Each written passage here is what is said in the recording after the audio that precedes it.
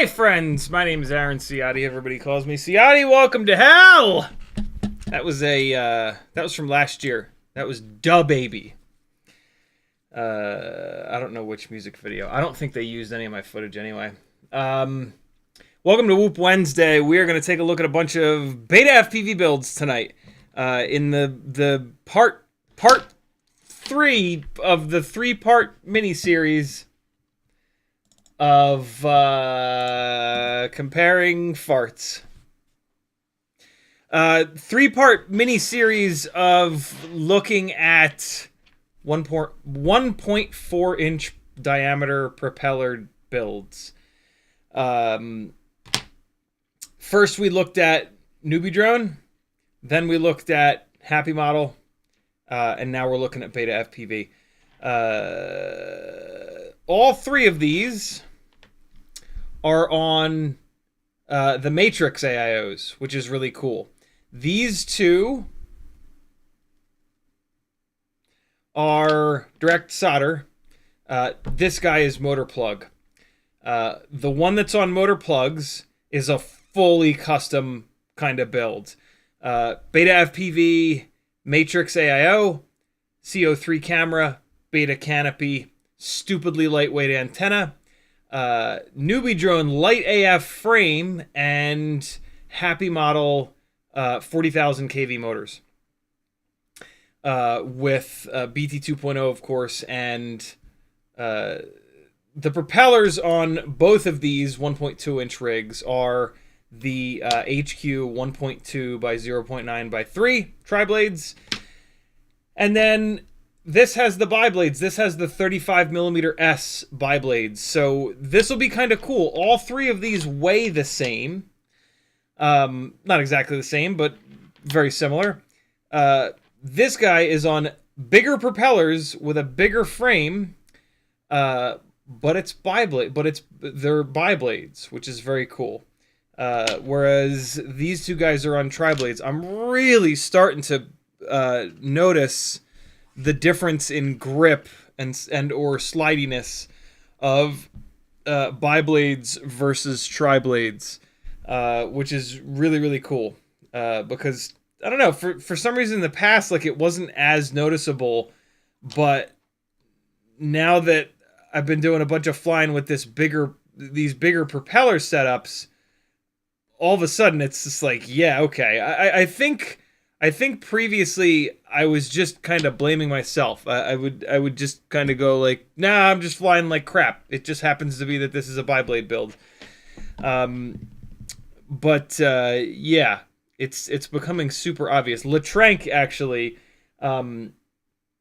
left a couple of comments on Monday's live stream saying that he's been flying biblades for a while, and then he switched to tri-blades, and he couldn't believe the difference. And I've definitely like been. Look, I really want the biblades to work. is the long and short of it here. The biblades are going to have better response time. They're going to fix some of the efficiency issues. I've been desperate for biblades to work on these things. I'm hoping that the 1.4-inch biblades are the key, because it's certainly starting to feel like the 1.2-inch biblades are just too slippery. They're very fun, and like if you're gonna fly outside, they're perfect for that. But inside the house, where you're trying to do like really tight, really technical stuff, the tri-blades are just so much more accurate. They go exactly where you want them to. They don't go where you don't want them to. You don't need that amount of slidiness inside the house either. Like, it's kind of fun to throw the thing all the way across the room, but like, it's fun for a second, and then it's kind of a pain, if that makes sense. Like, it's very fun, but then you just crash and crash and crash and crash and crash, and it's like, woof, this is a lot. And so yeah, this is kind of cool. I'm pretty happy. I think that I know that the bigger frame and the bigger propellers are more floaty, less slidey. And so by doing a biblade on that bigger setup, I think it's going to be similar to the 1.2-inch tri-blades. And that's kind of perfect, because we get the extra float of the bigger frame, the bigger props, but then we get the extra control of the tri-blades. I wish that there was a biblade in 1.5 millimeter, because that would potentially be it, because you'd be able to do the Happy Model 0702 32,500 kV screamers with the 1.5 millimeter motor shafts. Super durable. You're never going to break a motor shaft on a rig this light if it's 1.5 millimeter. And then you get the biblades. But at the moment, on yesterday's stream, we flew a rig with those motors. The only 1.4-inch propellers with a 1.5 millimeter motor shaft at the moment are the HQs. HQ 1.4 by 1.2 by 3. And they're really good, but they're a little heavy. They're definitely pushing the 0702 to its absolute bitter limit. I think a biblade would be... when I've been flying these things with these biblades on the 1 millimeter motor shafts, I can tell how much lighter these biblades are. You get better response time than with the tri-blades, and it just kind of feels a little bit... It just feels like more crisp, more dialed in. So yeah, man, it's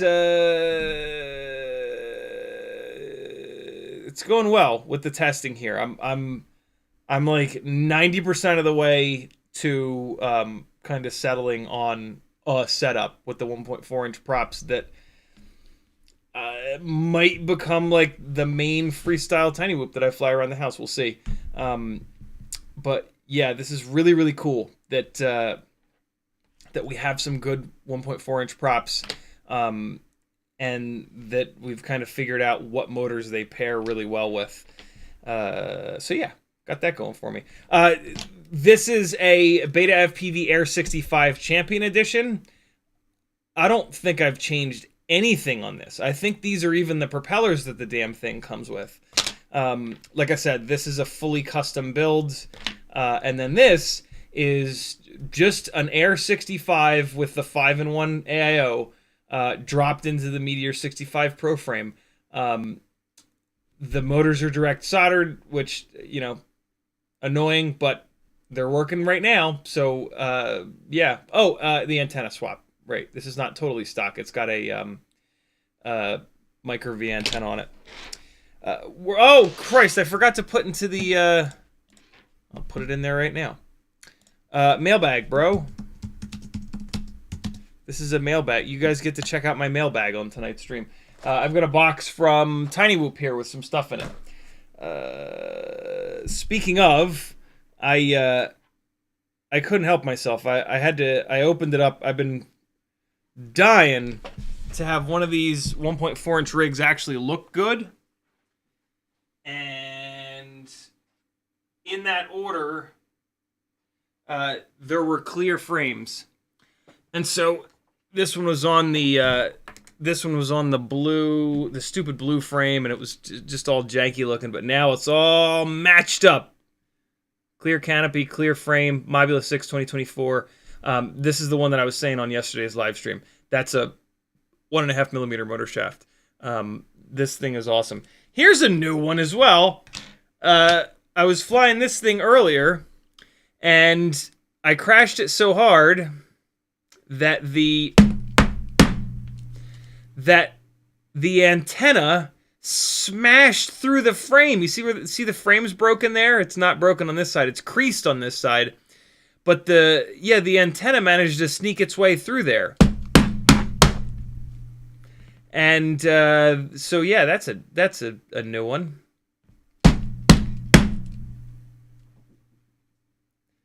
But I just mashed the antenna right back through, and away we go. I'll keep rocking that. I have a couple more of the BetaFPV G-string canopies. And so that's not a super big deal there. Annoying, but not the end of the world. So yeah, that's the deal for tonight, yo. We're going to fly 6, 7, 8, 9, 10 batteries on these 3 rigs to feel them out and see what's what. 3D printed something today. The little top. These are very cool little tiny whoop stands on Thingiverse, and they're modular. You take the little top bit off. This is the top bit for 300 mAh batteries, and then there's the wider top bit for 450 or 550 mAh batteries.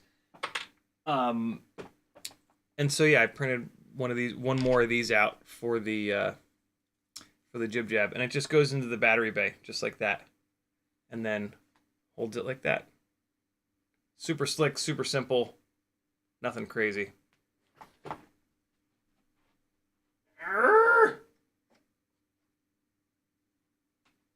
There it is. So yeah, that's the deal. Q&A live stream, as they all are, and fly your 6 batteries today, my friends. Cole Power, nope. Frank Nicholas was first in chat. Cole Powers was second. Brian Kirk, Matthew Rose, Bob Bruce, Skull 901, Richard Bolliard, CBFPV, McMucus, Frosty, Doubles FPV, Four Little Pigs, Brian Kirk, Islander FPV, Richard Bolliard again, Brent Anderson, Mike K, Benny Bravo, Flycadelic, Capital C, Islander, Zarkad, Brent Anderson, Jarbeezy Pilot. What's up, friends? I saw somebody said check my PayPal. While I'm at it, let me just, since I got to pull up my email, let me make sure that I've given the well-deserved shout-outs to the folks who have joined Patreon recently. CiottiFPV.com is the website that you can go to if you want to support me and keep this show on the road. Not that I take it on the road, but, you know, keep this show going. There we go. That's something that makes sense.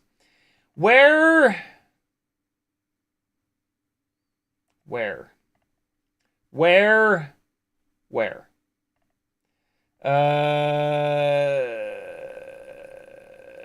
it is. Christopher Blackledge, thank you for joining the Patreon. I knew it was in here.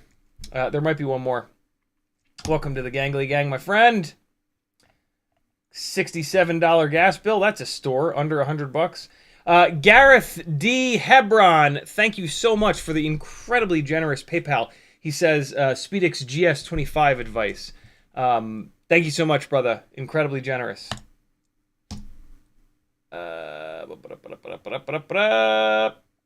Might be one more. Let me just scroll real quick here. An email from Vimeo. What in the world? I forgot about them.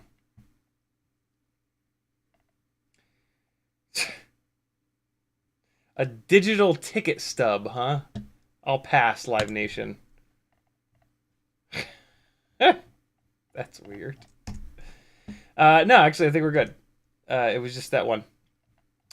Oh, hey, my Hummingbird Race Spec V2 is on its way back. Shipment is on the way. Very cool. You'll love to see it. Live Nation, check this out. Check this out. This is great. This is great. Live Nation spam emails. If you'd like to unsubscribe, please click here. All right, sure.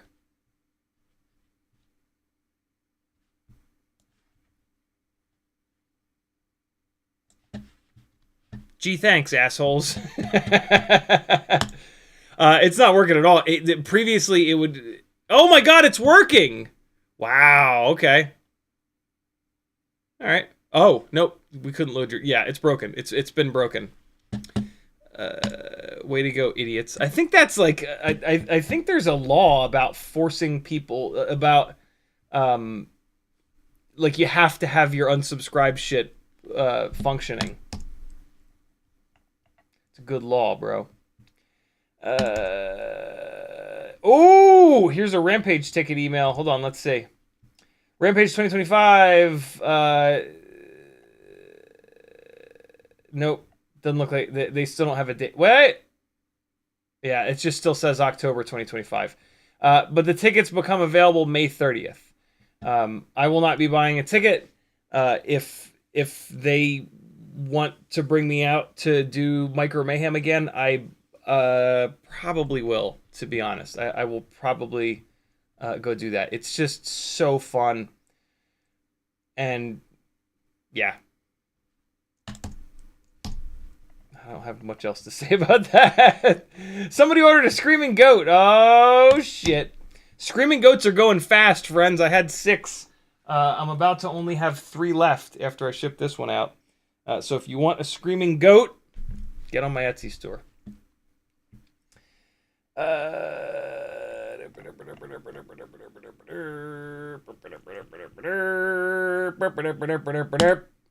And then there it is. Matt Arose with a $20 PayPal. No note, just wants to support the insanity. Thank you so much, Matt. I really appreciate it, man.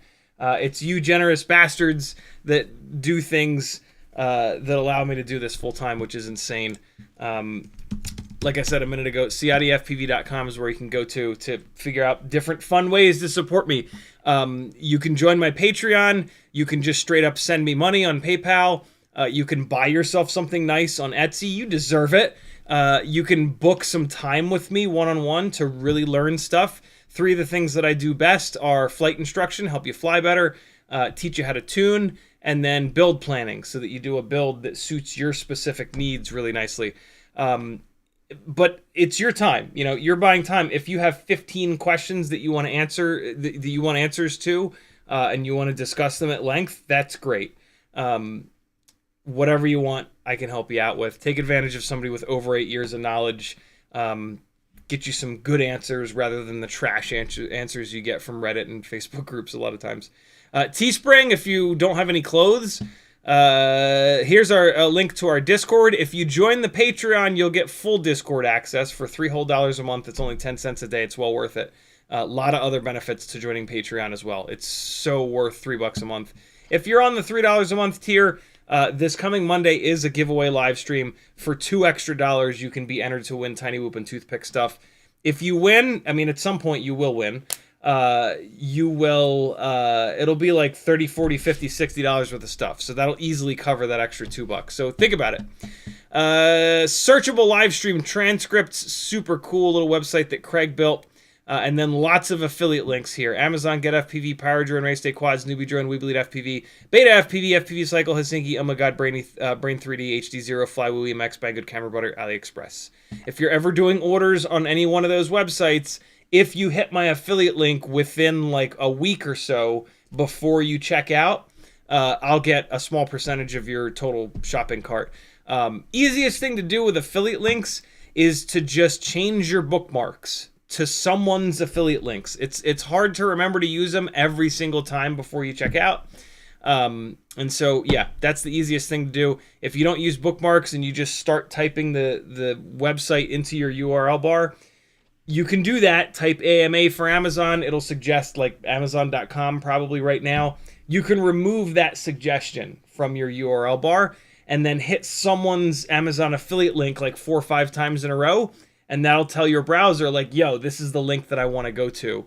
And then next time you type AMA for Amazon, it'll go directly to that affiliate link, and you don't have to think about it. You don't have to worry about it. You're supporting someone that's making stuff that you watch on YouTube for free without having to do anything. So there you go, friends. That's how you keep this show alive, and we keep learning things together.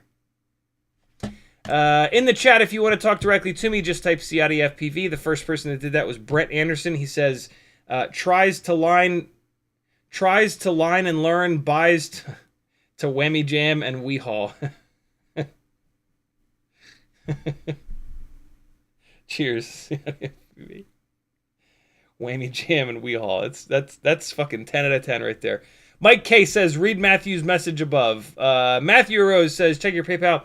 I appreciate everything you do.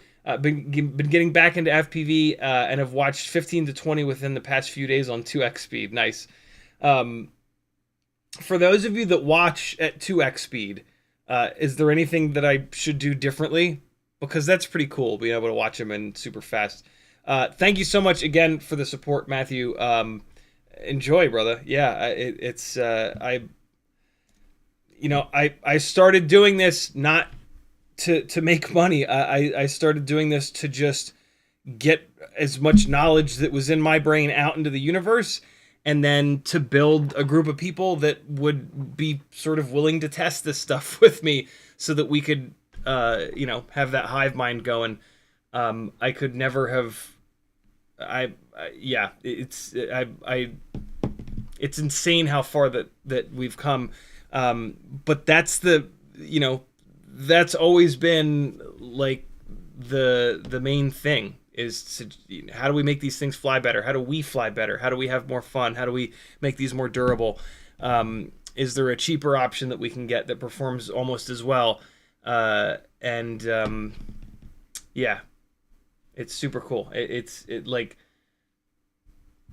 the fact that you guys watch this stuff is amazing. And the fact that, that knowledge is now in someone else's brain that can keep this thing going. It's super fun. Benny Bravo says, yes, hey all, CiottiFPV loving this 1.4 inch setup.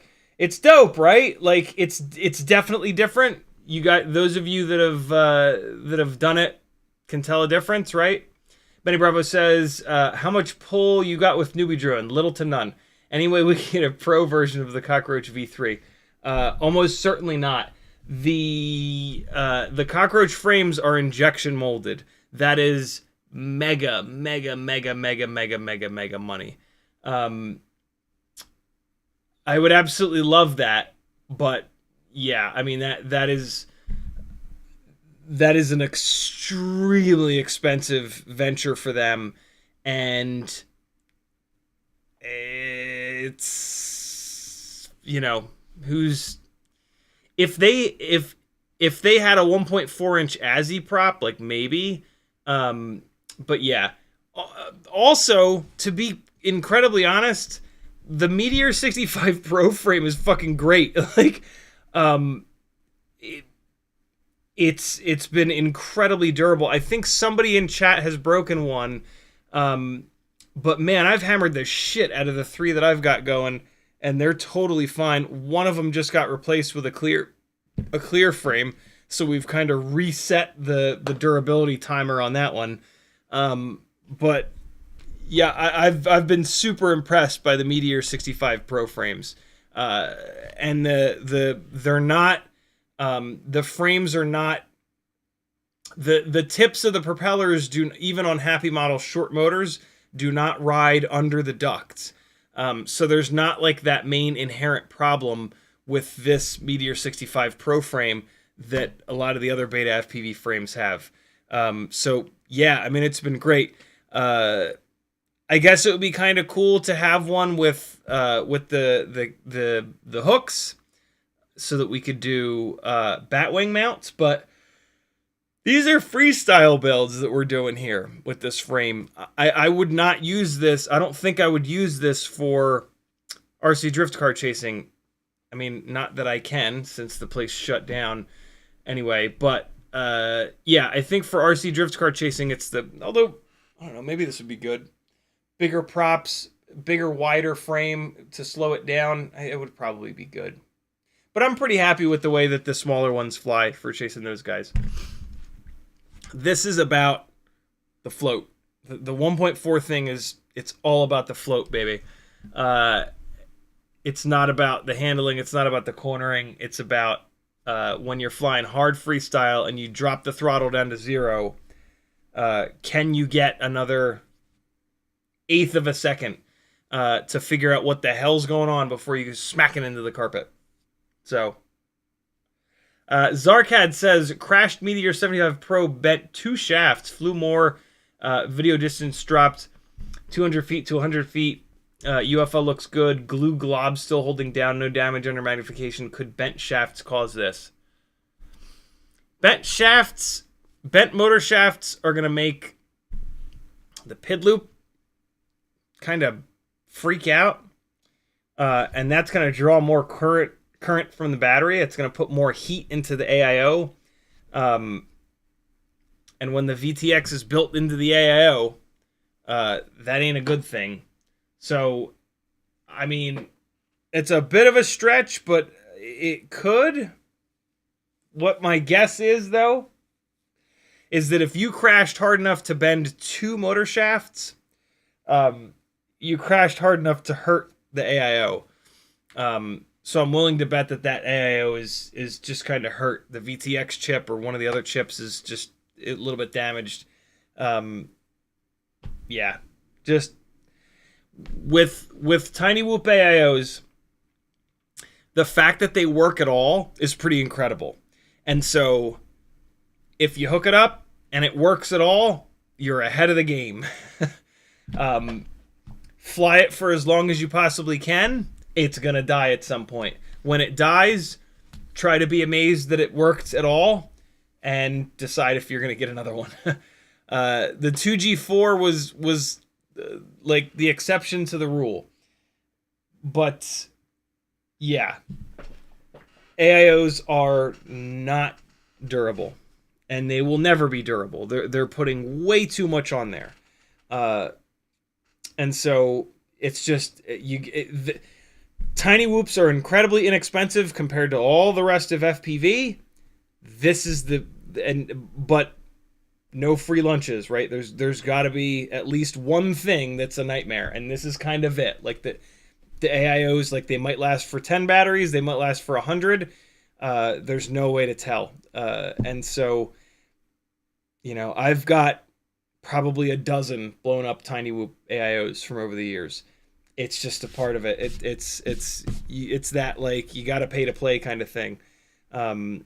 So yeah, just suck it up. What I would do is just keep flying that AIO until it completely dies. It's probably not far off.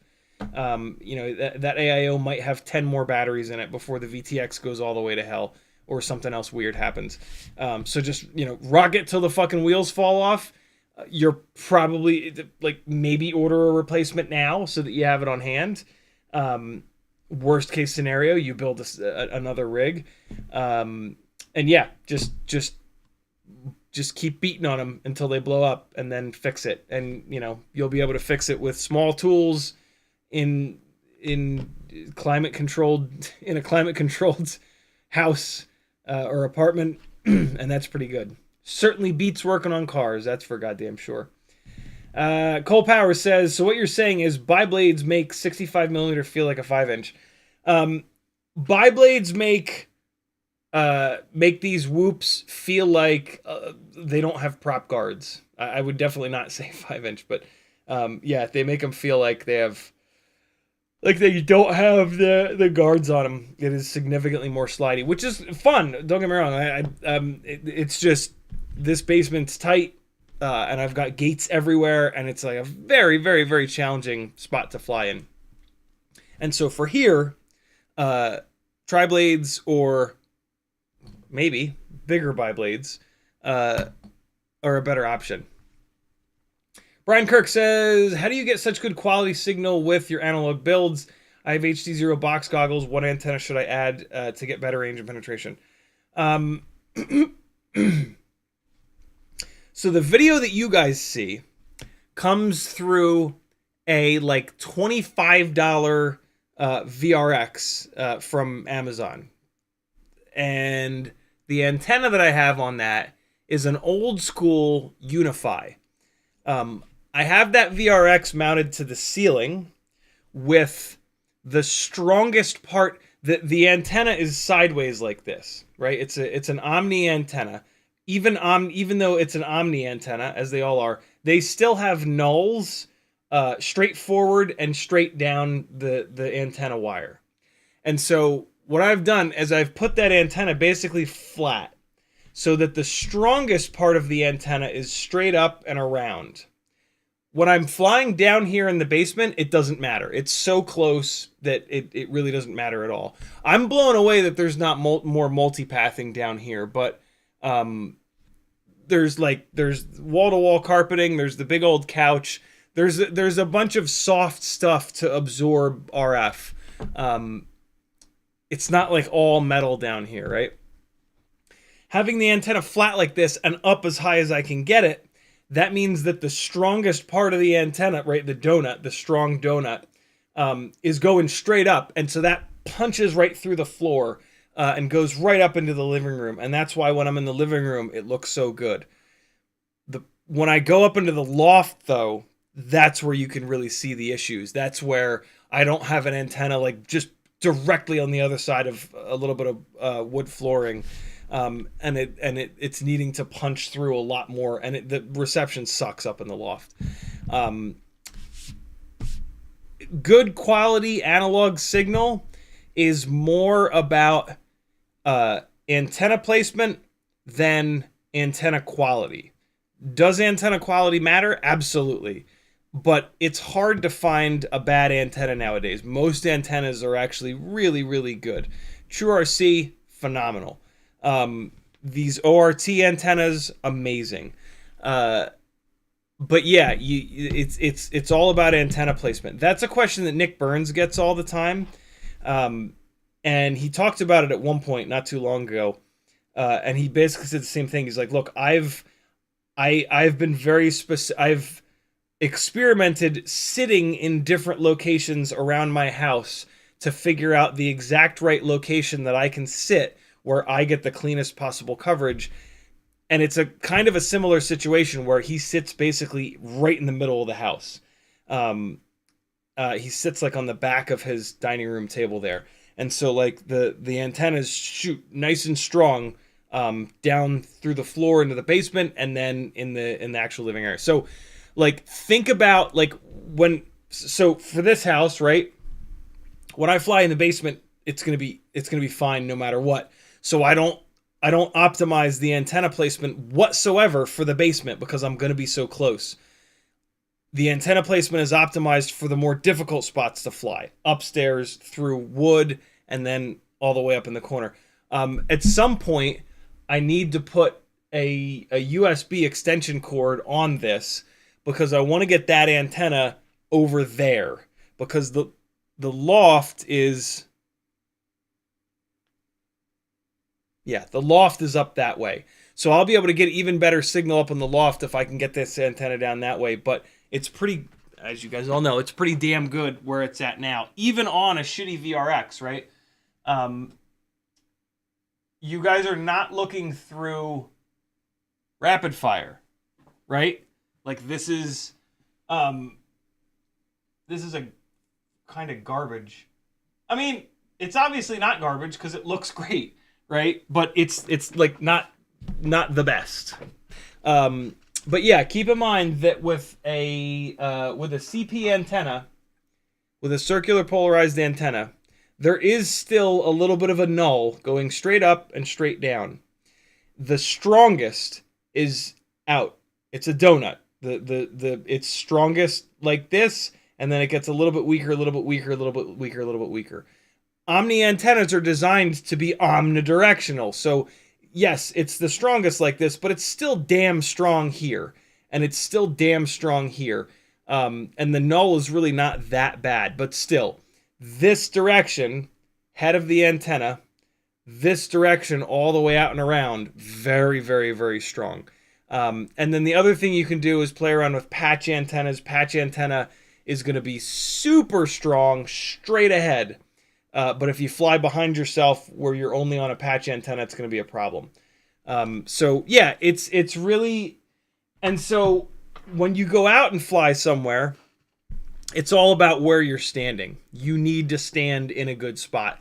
And so just think about that, right? Think about like where you're going to be flying, and then try to stand somewhere that you've got as much of a clear line of sight between you and where the quad's going to be. Or at the very least, try to just punch through one layer of something.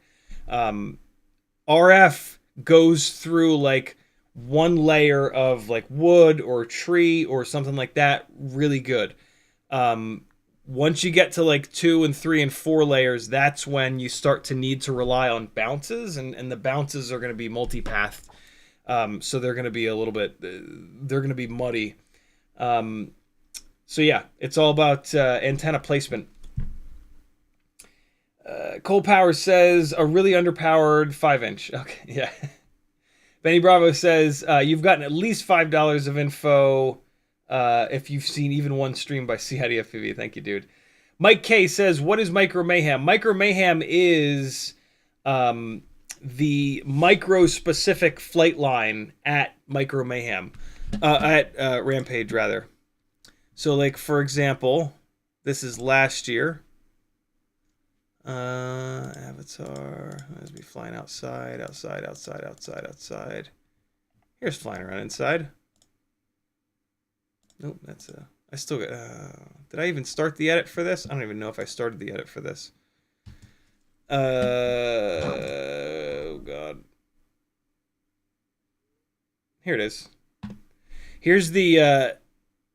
So 04 wasn't out last year.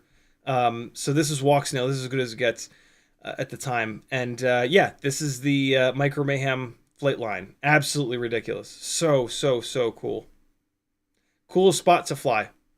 Coolest spot you'll ever fly a Tiny Whoop. It'll probably be in this same location this year. This is just the perfect spot for it. There's like foot-thick concrete all the way around this room.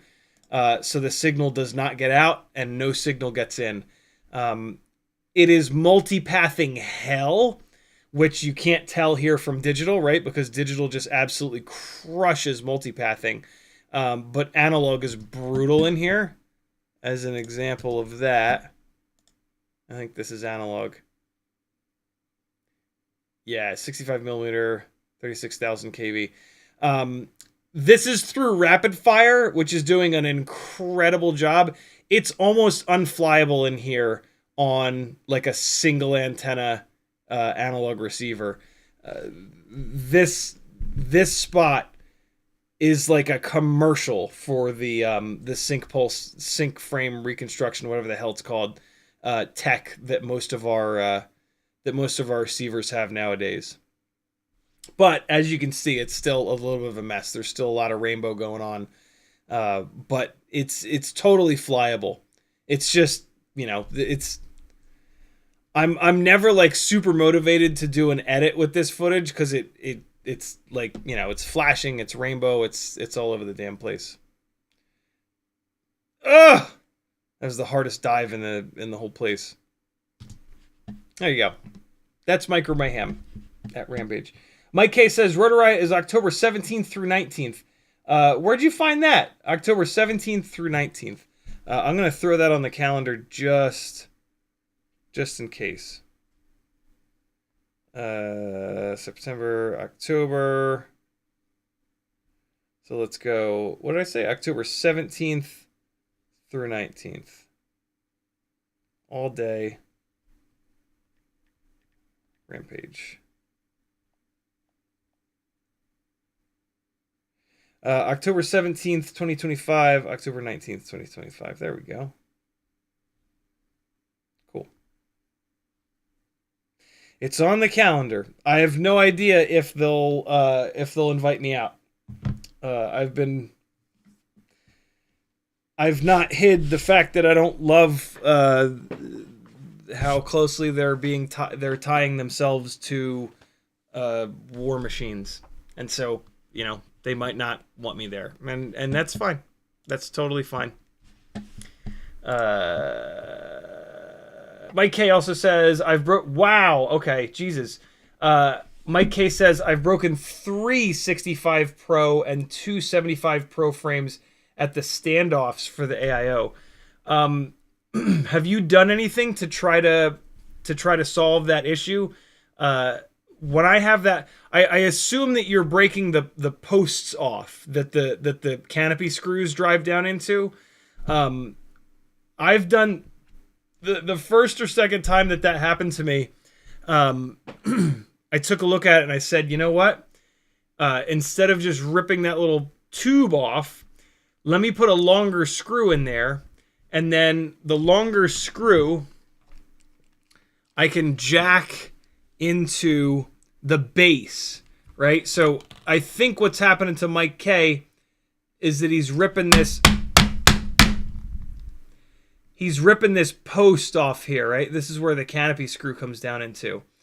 And so I started to run a longer screw that would punch all the way down through the bottom, and it would actually peek through the bottom piece here. And the bottom piece here is this nice big flat piece of plastic. As soon as I started doing that, I never broke another one of those tubes off. So that's going to be my recommendation for you. If you get a screw that's long enough and punch it all the way through down here, it ain't going to break. It ain't going to rip this off. Look how much meat is it. Well, it's not going to fucking focus because it's made by Logitech and cursed. But yeah, longer canopy screws in theory will fix that. Zarkad says, definitely not what I wanted to hear about my Crash Meteor 75 Pro. Appreciate your insight. We'll order a replacement AIO. Yeah, you might as well order another AIO. A, it could be an excuse to do another build. B, all AIOs are going to die at some point. So, just having an extra, you might as well have an extra of all of them. They're just all going to die. The having an extra AIO, it's going to get used. You're not going to have an extra AIO and you're never going to use it. It is 100% going to get used. So you might as well kind of snag one. Maybe yours lasts a while longer. Although, I mean, with as little video range as you're saying, that would drive me insane. But yeah, if you slam into something and all of a sudden, if you slam into something and the battery at the same time, the battery goes to crazy low voltage and it wipes the AIO out and you have to reinstall everything, that's pretty rare. That's kind of the only scenario where slamming into something can possibly do anything, right? You hit something, it does physical damage, but your VTX table can't change. The ones and zeros can't fall out no matter how hard you hit something, right? And so when you bang into something and the rig changes afterwards, that's kind of it. If something was physically damaged, like the motors in this case, for sure replace the motors, right? Because they're broken. But with this kind of an issue, right? Your VTX range goes to hell. You did the exact right thing. You looked at the UFL. You checked for any physical damage there. That's all you can do, right? It's super annoying, but we get to fly 20-something gram helicopters inside the house. That's pretty insane. This is a pretty small price to pay for being able to do that. Is how I try to wrap my head around it so that I don't gouge my eyes out and jump off a building. Brian Kirk says you should show a recording from your goggles side by side with your live feed. Obviously not doing a live feed. I would love to see the comparison. Multipath mayhem on analog. Let's do it right now. We'll do it real quick. We can do that super fast. I'll record a quick. It's all about the loft. I'm basically just gonna go up to the loft, and then this will actually be cool because I'll show you the power of the patch antenna. I'm gonna face this way, which is 90 degrees wrong, So when I'm facing this way, there's going to be no patch antenna whatsoever. Well, I mean, the patch antenna is not going to be doing anything. And I'll go up to the loft. It'll get really bad. And then I'm going to turn like this. And then we'll see what happens. And then I'm going to tilt my head up. And we'll have 3. Let's just do it real quick. We will fly this guy on the 1.4-inch props. It's a really good idea. I can't believe I've never done that before. It's kind of ridiculous. This is cool because then I'll get this battery back on the charger. It'll be great. Good idea, brother. I love it. All right, quick battery and RF test.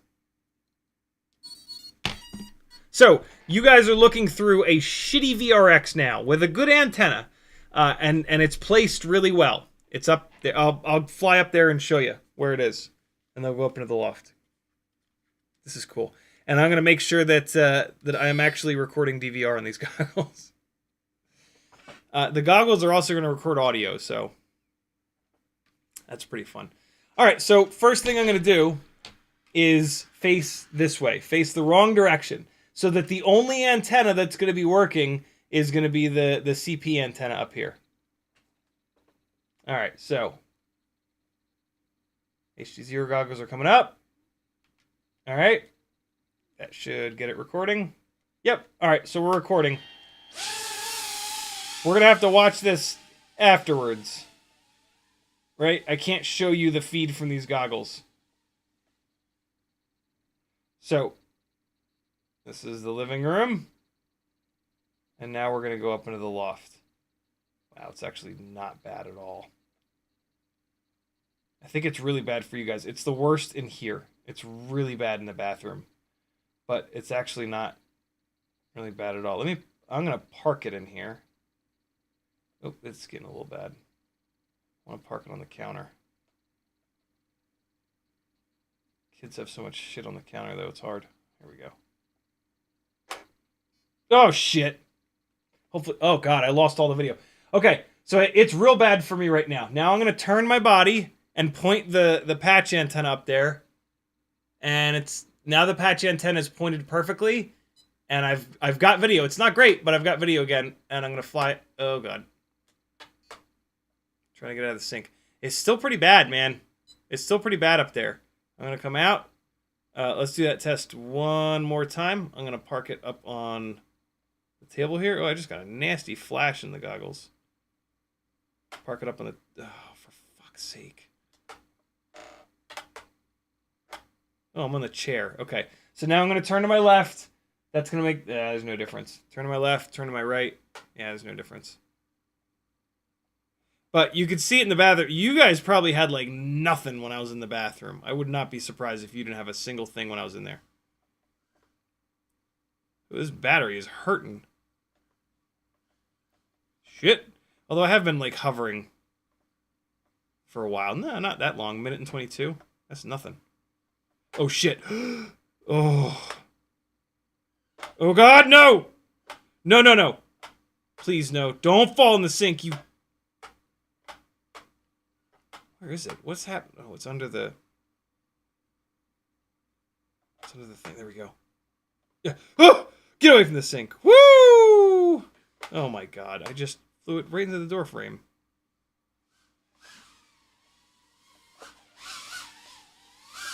Hey! Rejected. Oh my God! No, no! Oh my God, what is happening?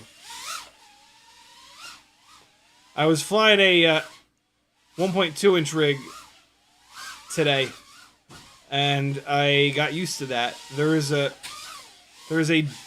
definite difference in response time, which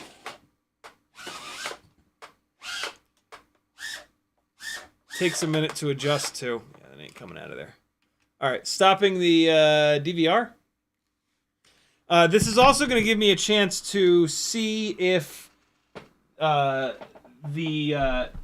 there's this really interesting new bug in in the HDZero goggles that I've never noticed. I've never haven't noticed. It just wasn't there before. Where it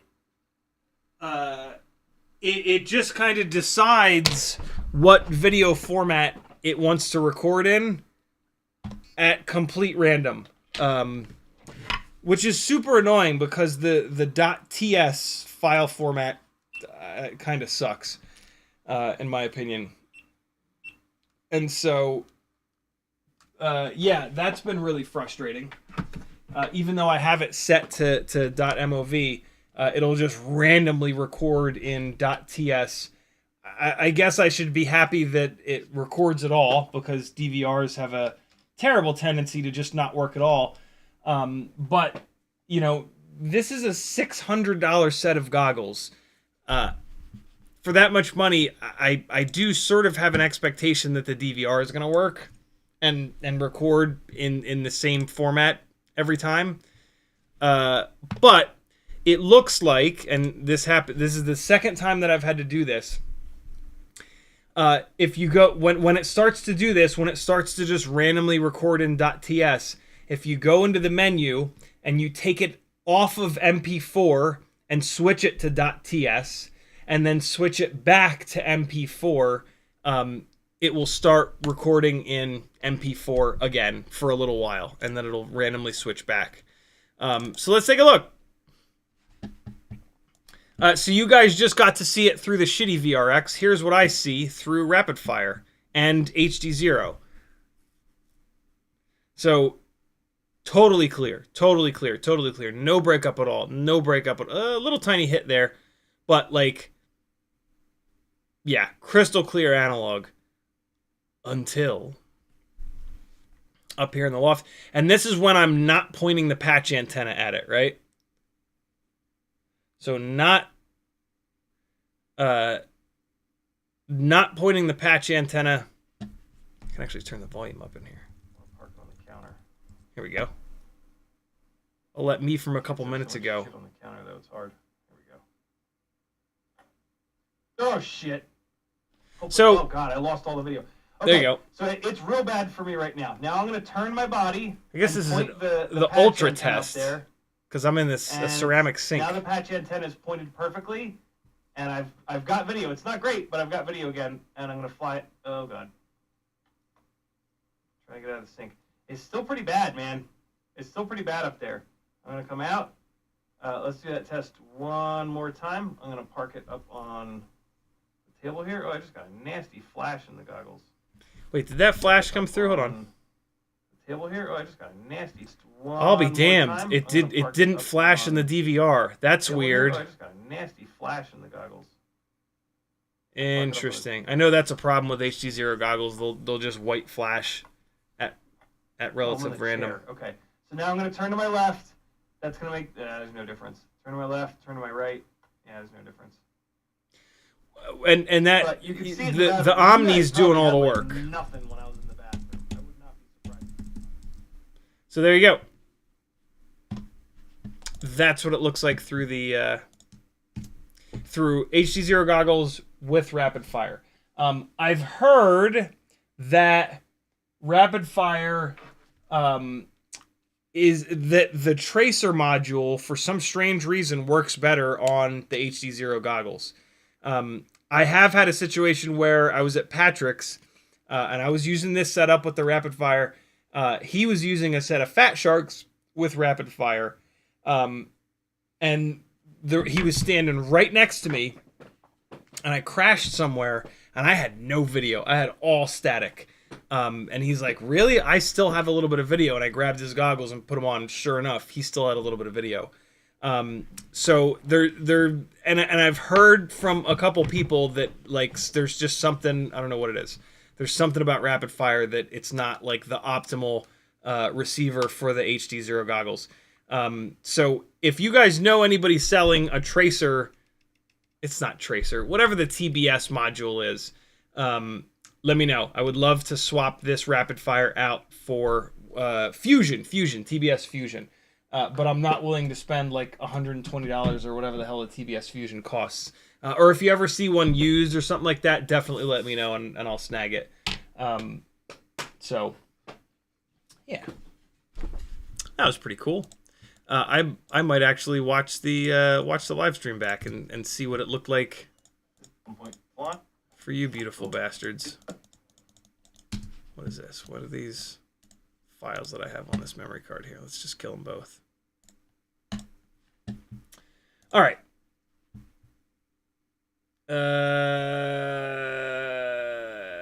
Mick Bucas says, did you try taking off your antennas at Micro Mayhem? A lot of the time that helps when you're in tight space with lots of bouncing signals.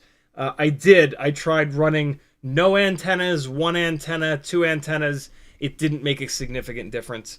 It is literally 1 foot thick concrete on the outside, and then on the inside it's just metal. It's just metal pipes, metal girders, metal everything. It's just ridiculous. It's just a ridiculous spot to fly. Yeah. But boy, digital in there it's just insane. Like, you fly in there with analog, you're like, whoa, this is rough. You put something digital up in the air, and you're like, oh. Like, it's just insane. It's yeah. A commercial for digital VTXs, as far as I'm concerned. Moss1 says, good job, buddy, for your stance on that subject. Yeah, it's tough, man. It's tough. I got into FPV because of Rotor Riot, and so I have like a lot of love for Rotor Riot, and they've done an incomprehensible amount of good for this hobby for FPV. But over the last like couple of years, I don't know. I totally understand that a lot of businesses take this stance of like, A, if you're not growing, you're dying, and B, like, you know, whatever it takes. Like, we've got employees. We don't want to have to fire our employees. They got to eat. And so, like, yeah, if we can get a government contract, hell, let's go for it. I don't personally agree with that, but I understand the other side of it. But I don't agree with it at all. I think morals are way more important than money. And, you know, sorry, but like, if you get laid off because the company that you were working for refused to build death machines that could potentially end FPV for everyone, you know, that sucks, but like, greater good and all. And, you know, not killing people. Mike K says, I can't find screws long enough. They're for the 04. Ah, gotcha. Yeah, that makes it harder. I'm assuming that you've found the longest that I've been able to find are M1.2 by 14. And those are not quite long enough to go all the way down and hit that bottom piece. You would need M1.2. You could also run M1.4. You'll probably have better luck looking for M1.4. They are a little bit too big, and they put some extra stress on that tube because they kind of stretch that tube out because the M1.4 screw is a little big. It's bigger than M1.2. But if you can get like an M1.4 by 16 or even 18, and get it down through the tube in through that flat bottom piece, the tube ain't gonna do shit for you. And so like, it'll be fine. Like, you might even split the tube, but who cares, because you're able to jack it into that really strong part down in the bottom there. So I would look for M1.4 by 16 or by 18s. Check eBay. That's where I've been able to find weird hardware. Curtis Hayes says, the HDZero goggles have an HDMI out, I think. They do, but that HDMI out, for whatever reason, is not compatible with the HD60S Plus. Although I do now have this other El Cheapo capture card, which might actually work. The HD60S Plus is a little finicky. Yeah, I'll have to try that. I'm not gonna do it right now, but because I don't have the right chords to do it right here and now.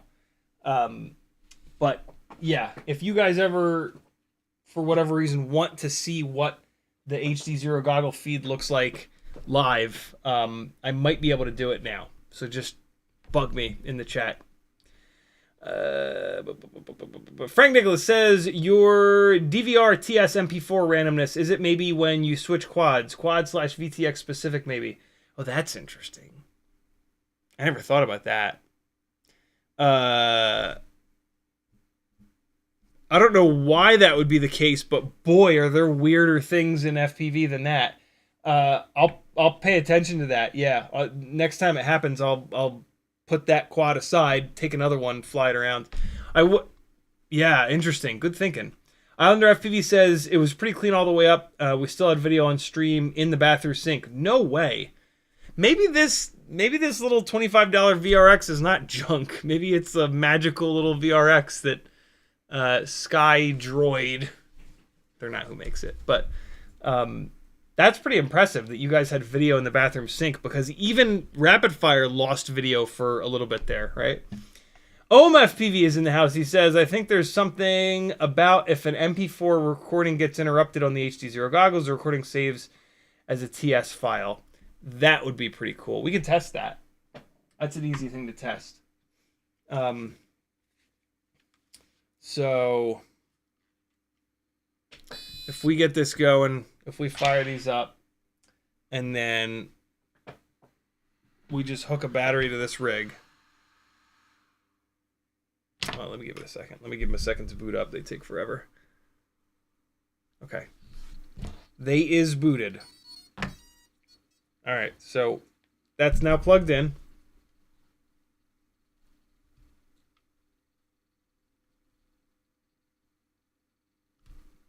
What's happening? Where's my video at?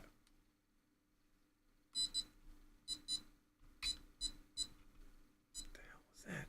Stop it. Stop it. All right.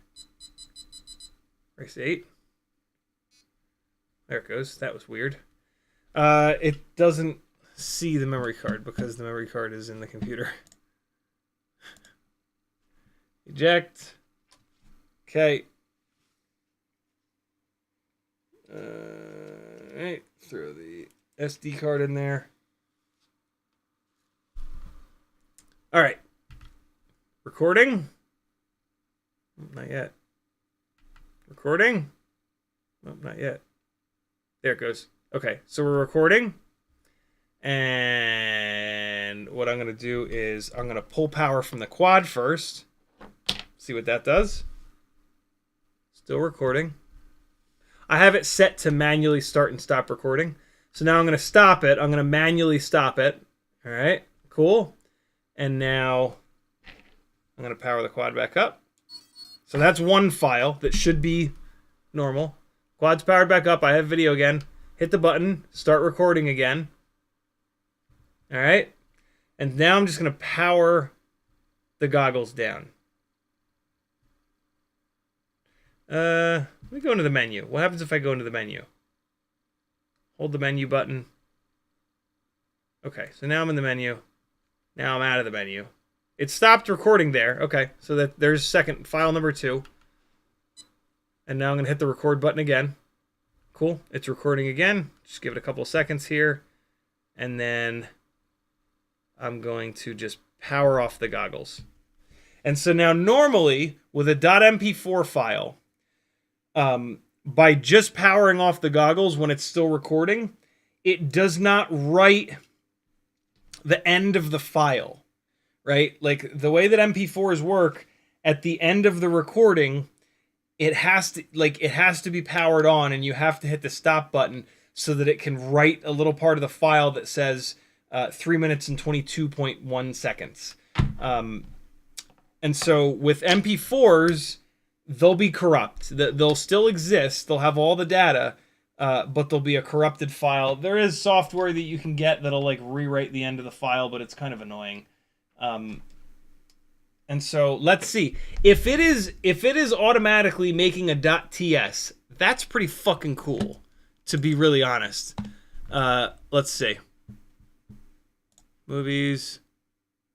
Nope. This is the broken file.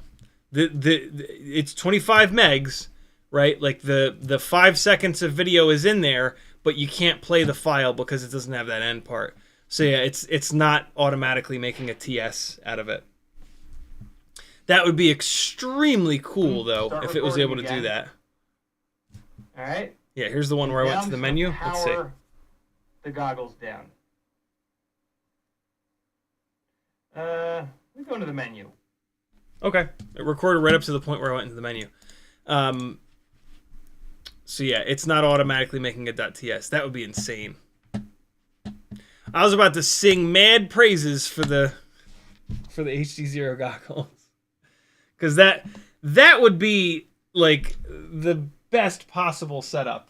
Because the .ts files are a pain in the ass. But the MP4s are annoying if you just power the goggles down and forget to hit the stop button. And so a combination of the two would be insane. But I don't think they can do that. It's writing the DVR. It would have to like write both MP4 and TS at the same time. TS stands for transport stream, by the way, in case you were wondering. It's a weird format. The most annoying thing about it is that you can't do like a preview of it. And when you go to open it up, it just performs like shit. Like if you dump it into Premiere, it's fine. But if you're just wanting to like look through your footage, it's just super annoying.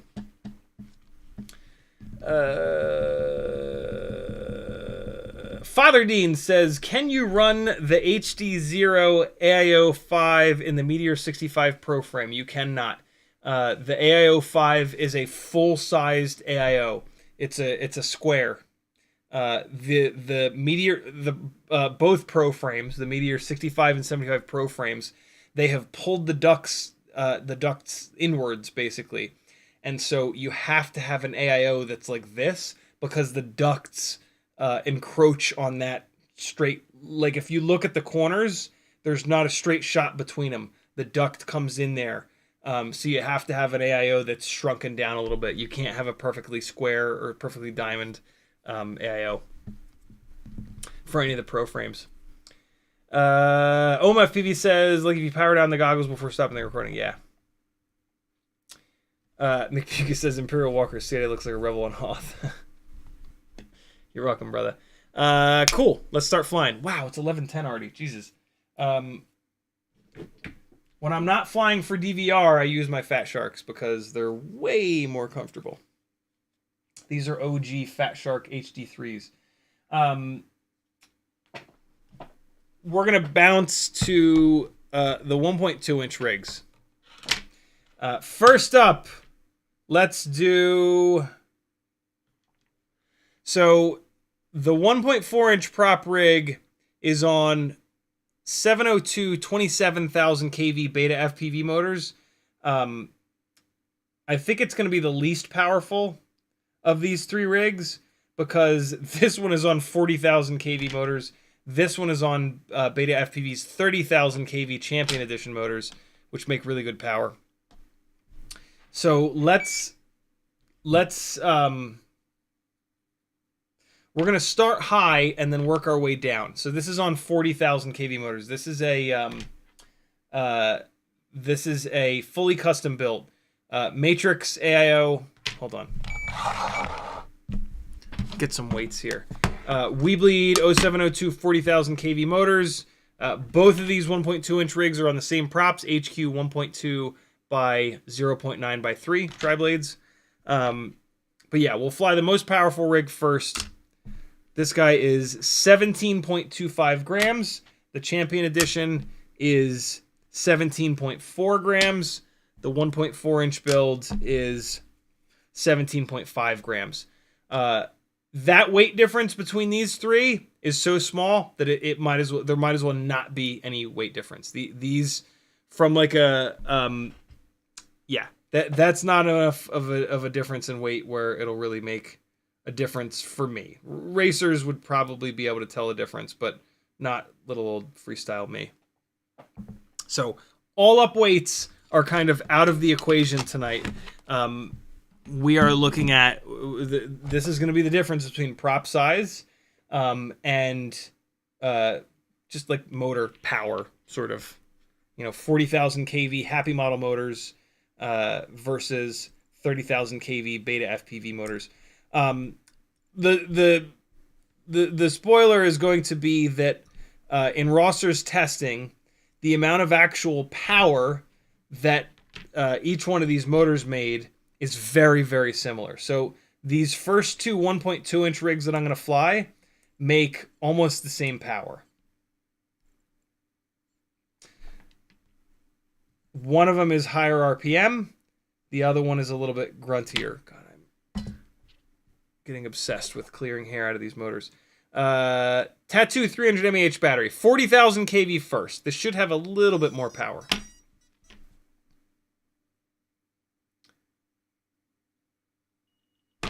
All right, so here comes some response time. And since they're tri-blades, they're not going to be all slidey and weird.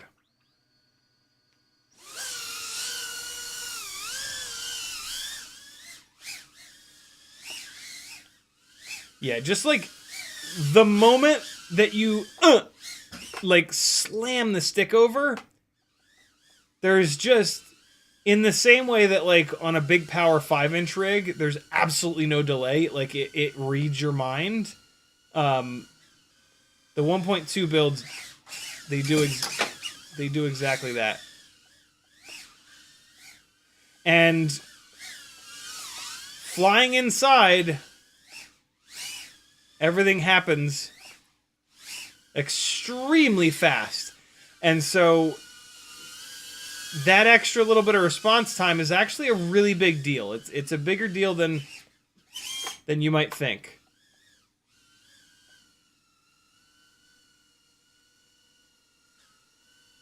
Get on there. This is what we're flying. Uh-oh. That is what's cool about having air mode on a Switch. I forgot to set this gate up. Oh, boy. The power, bro. Good power. Really good power. These 40,000 kV WeBleed motors are just insane. And like that catch, that just... like when I get it just right and it just stops and freezes in midair, that's something that these little propellers are going to do better. Ah, almost got it.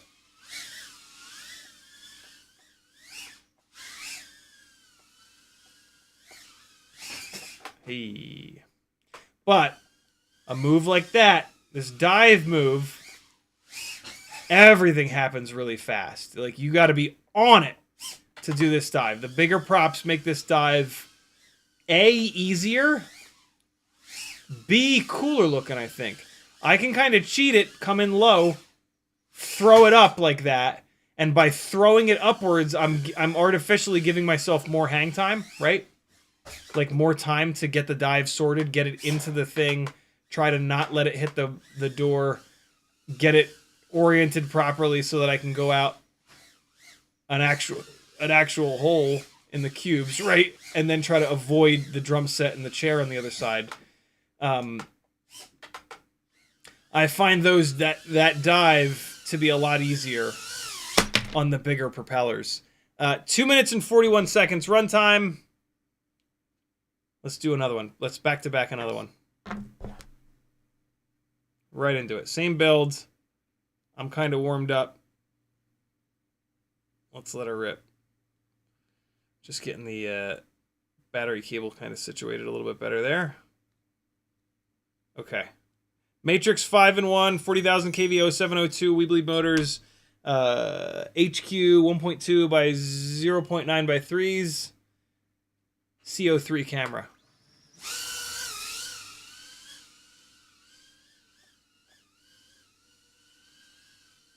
Try some low elevation stuff. Hold on, let me make sure the throttle expo is set right. 2.6, 2.5, 2.7, 2.4, 2.6. Let's see what it's set to. 2.6, 2.7. It's set to 2.8. That's perfect. Great. Throttle expo is good to go. Sitting down on ground effect. Ground effect makes it bounce, and then you got to push against that. Oh boy. Doing all right with that. Let's get upstairs.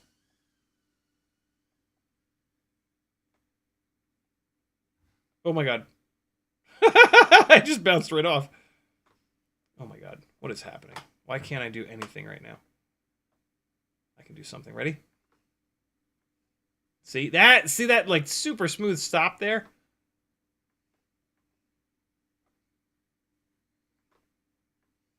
Ooh. Ah!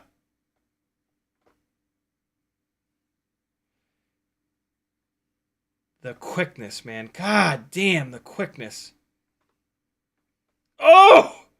That was going into the goddamn sink, bro.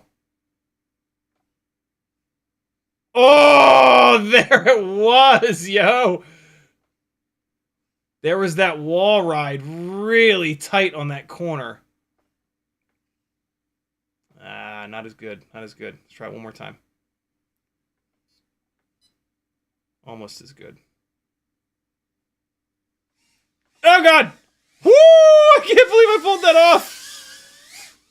Moments like that just now, that's what the smaller prop rigs will do. That is 2 minutes and 8 seconds. That is response time territory right there. That, like, when something happens and you gotta, like, super last second. Oh, fuck. All right, so this AIO is now broken. One of those crashes. Shit. This is an interesting thing. Damn.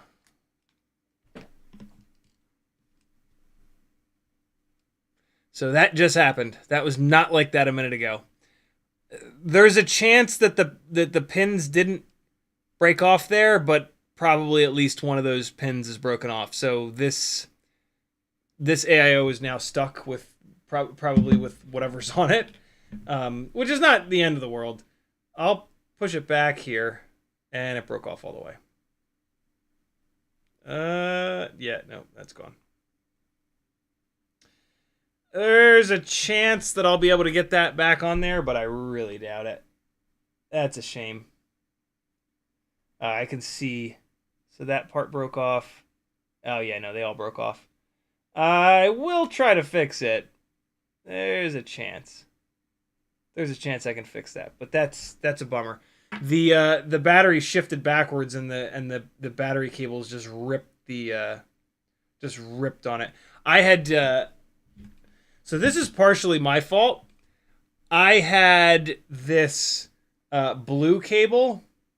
So don't do this. Here's what we learned. I had the white cable coming straight out. The blue cable was like that. The blue cable was wrapped around the back of it. So when the battery shot backwards, the blue cable just ripped this plug right off. Don't do that. Route the cables like that. Route the cables on the same side so that if the battery comes out, it doesn't rip that plug off. Okay, this is useless. Damn. You never know. I might be able to get that fixed. I'm gonna stop flying this though for the rest of the night because I'm only gonna make that worse. And I'm actually gonna pop a couple of these motor plugs off just as a reminder. that this thing needs some work. And I've also got an obscene amount of hair in these motors. So I wonder if that would have, well, that would not have happened with a regular USB plug, because you wouldn't have the cable wrapping around it like that. I also have a funny feeling that USB plug, I might as well just pull these screws out too. I also have a funny feeling that USB plugs might be secured a little bit stronger than these JSTs, right? These JSTs rely on the ground pads left and right for like all of their strength. They don't really have hardly anything front and back.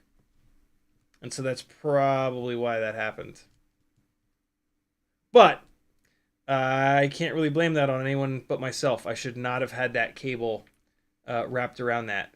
Now I know to not do that. Hard lesson learned. But sometimes it just be like that. Yeah, so what I'm going to do is I'm going to just try to get down there. Oh boy, that is tiny, man. Good God. And there's all kinds of components like right next door to it as well. I'm not going to fix it tonight, but I'm just kind of like looking at it. Oh,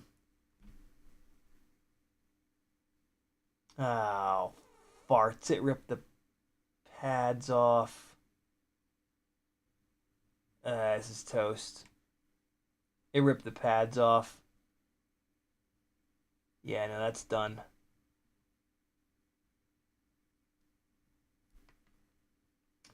Yep. It pulled 2 of the pads off. Yeah, it's game over, man. And there's no way to like scrape at the traces just because of the way that this is set up. That's a shame. Oh well. I was just talking earlier on stream. You got to pay to play. And this is us paying. Yeah, two of the pads are still connected to this. Damn. Well, it still flies. This now becomes the AIO that I do sketchy shit with, right? It's the AIO that's broken. And so it'll be the first rig up in the air from now on. It'll be the one that gets treated the worst, which is kind of cool. It's kind of nice to have like a specific build where you're like, this is the one that gets abused. This is the one that gets sent into, sketchy territory. And so, yeah, it feels bad taking like a perfectly good rig and just sending it into oblivion, Okay, now we're going to move over to the Champion Edition. Air 65 Champion Edition. CiottiFPV says, MP4 never worked on my HDZero Box Pro, so I switched to TS and I have no issues. Interesting. But I use my phone to watch and edit everything. Benny Bravo says, is there a video you have on how to put air mode on a Switch?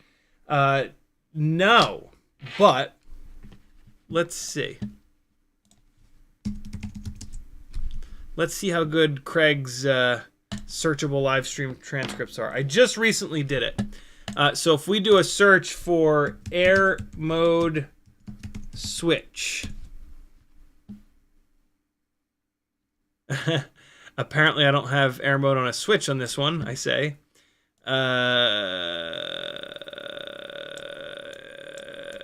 Air mode switch setup. Don't have air mode set up on a Switch on this one. No, I did not set up air mode on a Switch.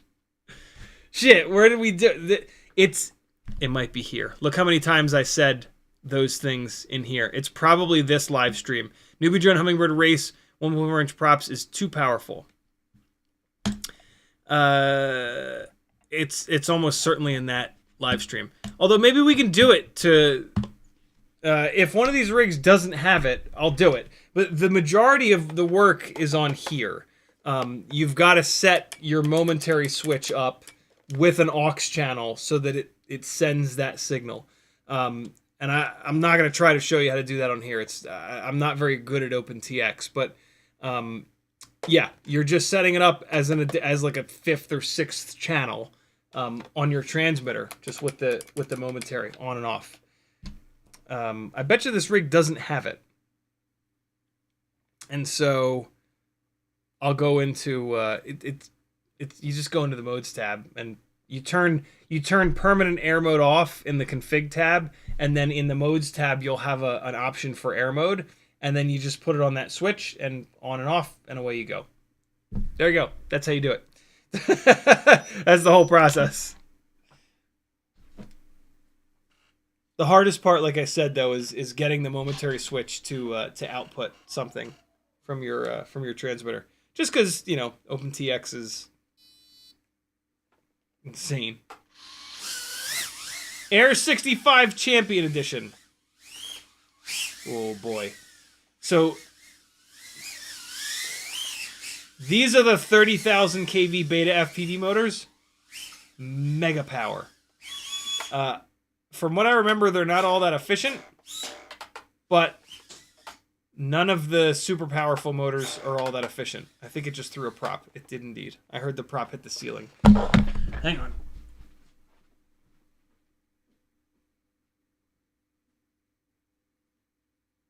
Where did the propeller go? Is the question. Where'd you go? There it is.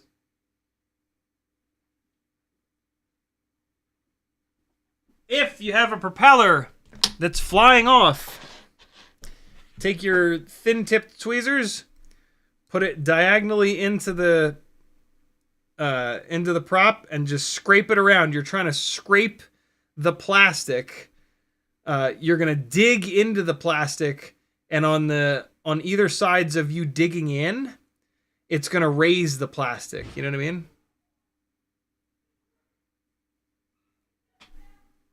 Everybody okay? Sounds like somebody just died upstairs. Let me hurry up and get this on, and I'll fly up there and see if anybody's dead. Alright. That might be just enough to keep this from flying off again. Let's see. Yeah, hold on. Let me clear some of the hair out of here.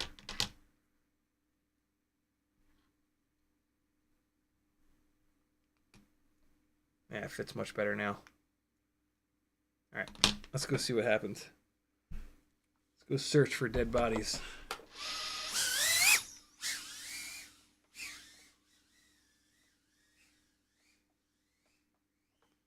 I don't think this camera is centered. I feel like I'm constantly sliding sideways. Maybe not. Doesn't look like anybody's dead. That's good.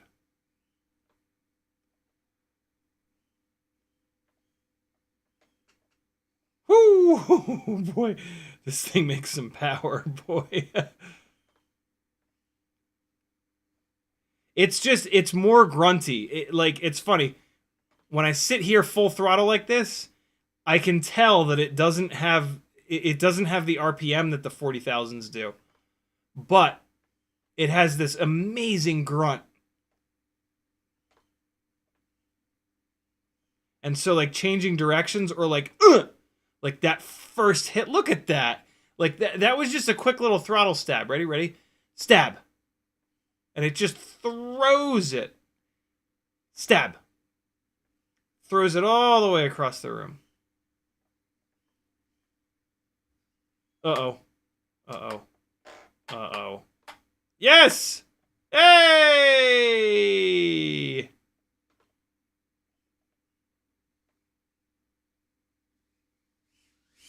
Whoa!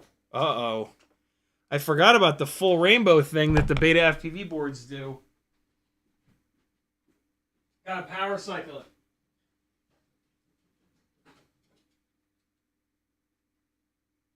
I haven't gone full rainbow in a while.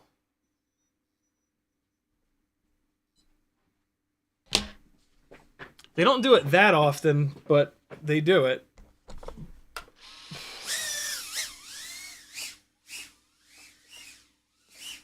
my God, the responsiveness.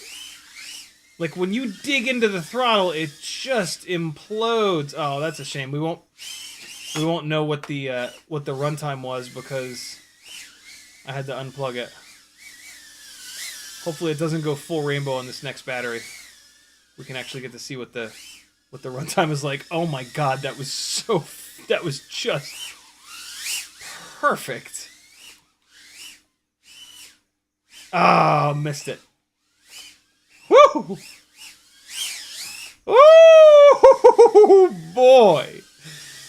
Yeah, these little prop rigs are something else, man. Like the more I absolutely love the bigger prop setups, but goddamn that snappiness, the crispness of the smaller propellers being able to speed up and slow down is really satisfying. Like that, yeah, it just feels like it reads your mind. CiottiFPV says, "What makes it go full rainbow when you crash?" It's just who knows why it actually does it, but it happens when you crash. Not necessarily when you crash hard either. Like just every once in a while when you crash, it'll go full rainbow. I don't think the runtime was that bad on that last battery. Didn't seem like it was terrible runtime. Get this over here. I still need to reroute this damn battery lead. This battery lead is not routed properly in this frame. I guess I've just never taken this Air 65 Champion apart, because if I had ever taken it apart, I would have rerouted these wires. All right, let's do another one. And then we're going to go to the 1.4 build, and hopefully I'll really be able to feel the difference. This is really cool. I'm super excited about this testing because so close. Because the weights are all equalized. Oh, I tried to get it into that cube. Oh, now's my oh no, I was doing it to the other cube. Oh, this is fun. I like this. Through this gate. How have I never thought to do this? I guess I have. I think I have done this before. What? World's gone mad. Let's see if I can get it. Oh God. No. Don't get wedged. Thank you. So this is the normal giant power loop. This is an even harder version. Ah! Getting too much elevation. Not enough backwards throw. Oh! It was there! I had the distance. Wait, what am I doing? Wrong way. Here we go. It wasn't even lined up on that one. That was a little ugly. Oh, God.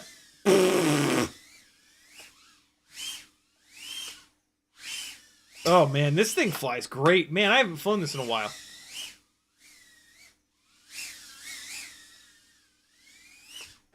Oh, no! I hit the shelf. Let's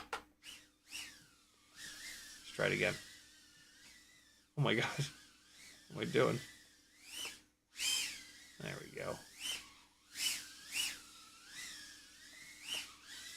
Ah! No! Yeah. Never forget to rearm. Let's try a railgun. Ah! Oh no. Don't do it.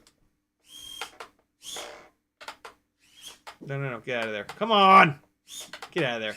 Yeah, there we go. Fuck off. Oh my God, it fell! Nice. I was sure that I was going to have to go get that one.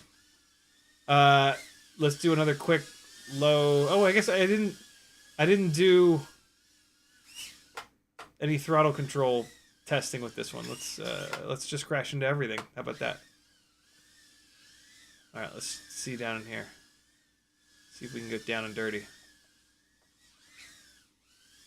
The manager is spectating.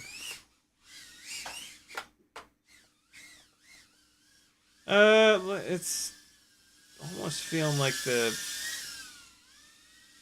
throttle expo ain't set right. 30, 31, 31, 32. Let's just check it real quick. Should be about, it's on 32. Full to 31.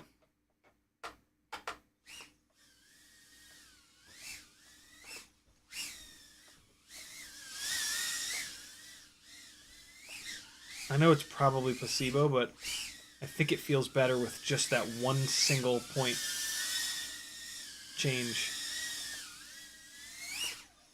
Oh!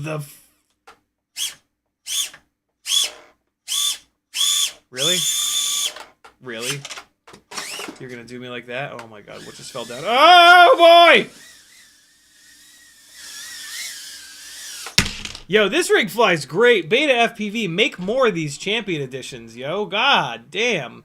Just a solid build. Nothing too nutty. Just a really solid build. Damn. BetaFPV's 30,000 motors make power. Similar to the newbie drone 30,000 702s. They make more power than they should. All right, 1.4 inch rig next.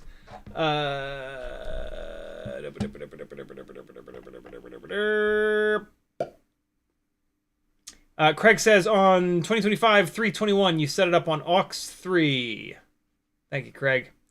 Craig also says remember the transcripts are auto generated. The spelling is not always correct. Right. Oh, and I was probably using NBD. I should fully spell out newbie drone. Cole Power says now you know, and you know what they say about knowing and battles. BMF Spade says, just crashed into a water bowl with 5-in-1, blew it off, went back to flying. So far, so good. No. Unplug it now and put it on a fan for 24 hours. Don't keep flying it. The water is going to get in there. To unplug it now and get it on a fan. Let it dry all the way. That's the biggest mistake that people make when they crash into water, is they get antsy and they don't let it totally dry out. And then all that airflow blows the little tiny molecules of water in where they shouldn't be. Get that unplugged and put it on a fan for 24 hours. Craig says, example, Nipper and transcripts, newbie drone comes out as newbie drone, 2 words. Oh, interesting. Actually, same spelling, newbie space drone is in your transcript also. Craig says, WeBleed is transcribed as WeBleed. UCanFPV says, what makes it go full rainbow? We talked about that. UCanFPV says, also says, damn, so you can just lose a rig off a crash if you don't know where it is. Yeah, I guess you'd have to use DVR. Yep. It's as bad as it coming unplugged. Thanks, bud, for the info. You're certainly welcome, BMF Spade. 1.4 inch life. Here we go. Damn, dude, that Champion Edition flies fucking great. It's been... I cannot remember the last time I flew the thing. They sent it to me. I reviewed it. I dug it. But then I just started flying other stuff. All right. Same AIO, same all-up weight, same camera, same canopy, but 1.4 inch biblades on lower kV motors. These are only 27,000 kV 0702 motors. They're going to benefit from the bigger propellers, though. So, there is just a little bit more of a delay. See, like when I do these yaw moves, like, yes, they're snappy, but they're not, like, impossibly snappy. Like with the smaller props. Let's go upstairs while the battery's still full. But, float. Floaty. You can hear the girls screaming.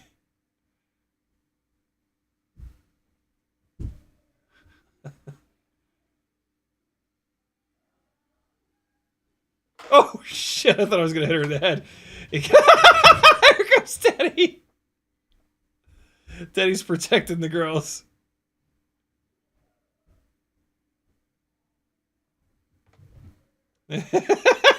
What a good dog. What a good dog. Oh shit, he's coming for me. Oh shit. All right, we'll give them some peace.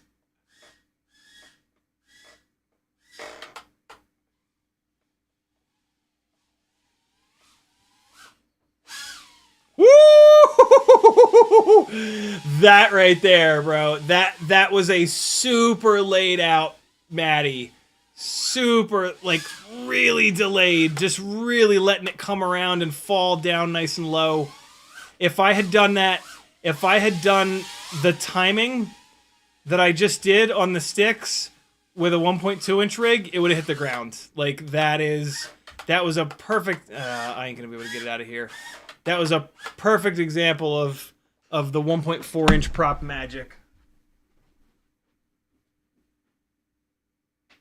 Let's just let's just agree all together. Let's agree to just start calling them big prop, little prop. Big prop is 1.4, little prop is 1.2. 1.6 doesn't make any sense to fly indoors, so we're just gonna go big prop, little prop for indoor tiny whoops. Whoa, that was weird. That rotated around in a little bit of a different way that I didn't expect. 209. Let's keep going. Man, this BT 2.0 is super loose. These pins must be undersized or something. Kind of annoying.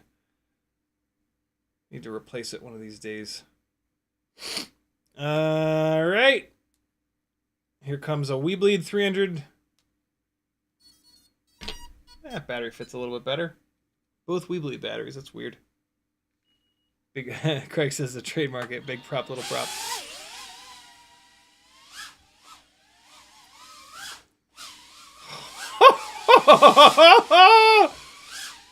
Yeah!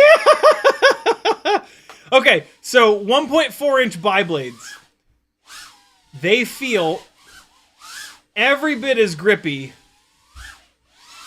as the 1.2 inch tries. Which makes a lot of sense. Jesus. So, like, I'm really pushing this around. The big props here, they don't, I mean, you absolutely can just put the nose down and jam with them. But, like, in my opinion, they feel better when you slow down a little bit. They feel better when you don't bury the nose as much and just let them float around, right? They're the big props are the floaty props. And that's freestyle, right? Like, freestyle, like, this is not freestyle. This is racing masquerading as freestyle. You know what I mean? Freestyle is slower paced so that you can really bring the drama, right? You fly at a slower pace, you let your viewer kind of chill out, and then you fucking hit him. You hit him with the dive. And then you chill out again, and you float around, and you smash into something.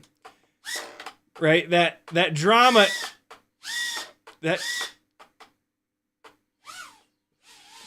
These BetaFPV AIOs do that sometimes. Like, when you come out of turtle mode, sometimes the motors will still be spinning the wrong direction. It's very weird. I will say this. These BetaFPV Air AIO boards are, even the Matrix, even the heavyweight one, they're like glitchy. They're like finicky, they're glitchy, they're, you know, they do the full rainbow thing. Every once in a while, like, the OSD elements have, like, some weird garbage in them. They're not a... Yeah, they're just kind of a glitchy AIO. They work, but... The Happy Model Mobula 6 2024 AIO is way more, like, kind of nailed down. No weird full rainbow, no weird, like, motors keep spinning the wrong direction for no reason. Now we're going to go back to the Champion edition. I really want to pay attention to the slidiness. This is actually... I have another couple batteries, but it's probably damn near... Oh, no, it's 1150. We're doing good. Back to a little prop. Boy, you can really hear the difference. Little prop tri-blades.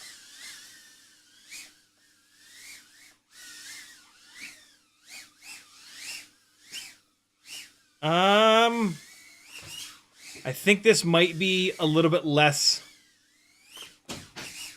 This might be a little bit less slidey. Although I am banging into a lot of stuff, but there's just a feeling to this. Ah! Didn't quite get it. Oh, please. Ah, thank you. World. Hey. Oh my god, I don't know what I was thinking there.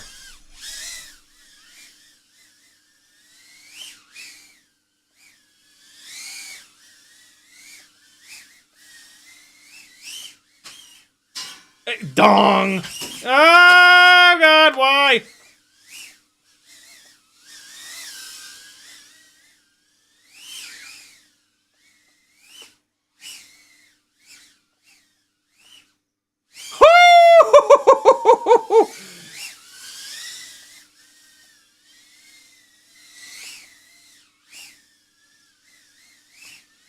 See how this, like, I'm not purposefully flying this faster. It just kind of wants to go faster. It's weird.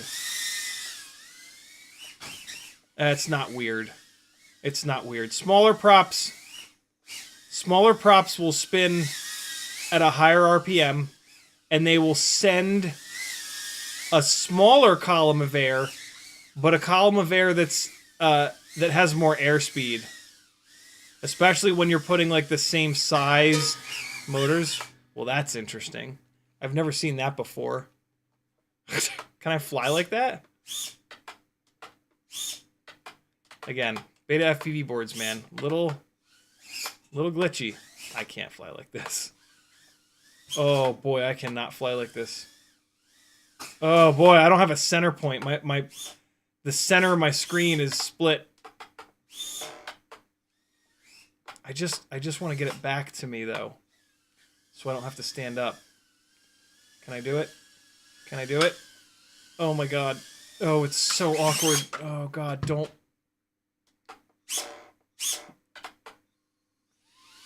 The camera is also crooked. Yes, yes, I'm so close. Come on, don't. Come on, please. I don't even want to bend over. No, I'm gonna have to bend over. I think I knocked the camera out of... Let's just power cycle it and get a full screen without the thing in the middle.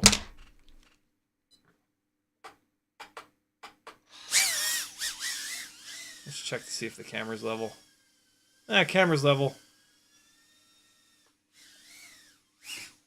Oh god, why? Oh, that's a hard hit. God, the edge of the cymbal. Stop it! Get it together, bro. I got used to trying to fly with the screen cut in half, I guess. Hey. Stop it! No! Here it comes. Teddy's had enough. I think he's out of here. Nope. He's... Ah! I went under him! Pretty sure I went under him.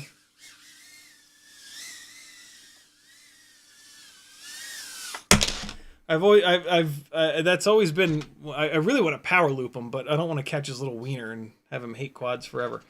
Okay, back to the 1.4 inch build. Battery coming straight off the charger. Come on, come on, come on, come on, go, go, go, go, go. There we go. All right. Come on. There it is. Come on. Yeesh. Oh, what? How does this work? How is this possible? I think it's inside the my second sim racing steering wheel. It is.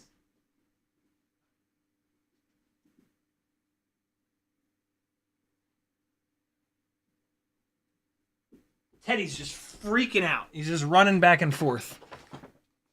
Come on, come on, come on, come on. All right.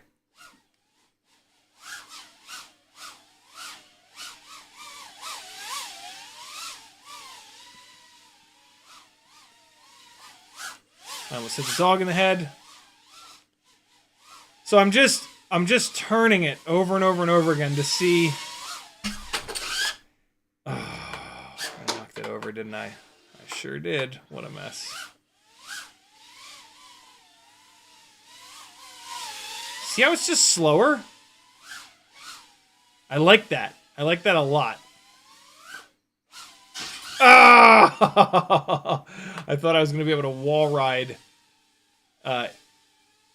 right through here. I don't know, man. I don't think this feels any less sliderific. I wish these motors had a little bit more power. There's such a massive difference in power between the BetaFPV 27 and 30,000 kV. My guess is that the real KVs, like the 30,000s, are probably like 35,000, and then the 27s might actually be like 27, because there's just a huge difference between these. Even though this is on biblades, I think it's every bit as dialed.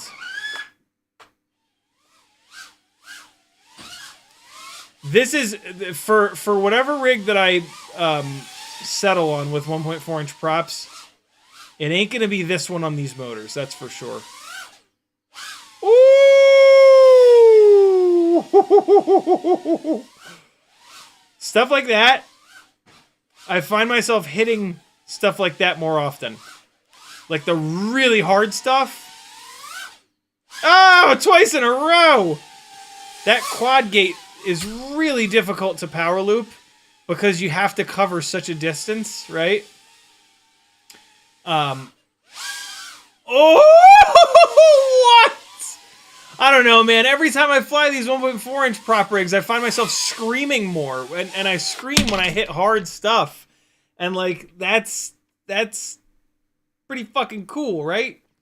Who doesn't want to like have a build, right?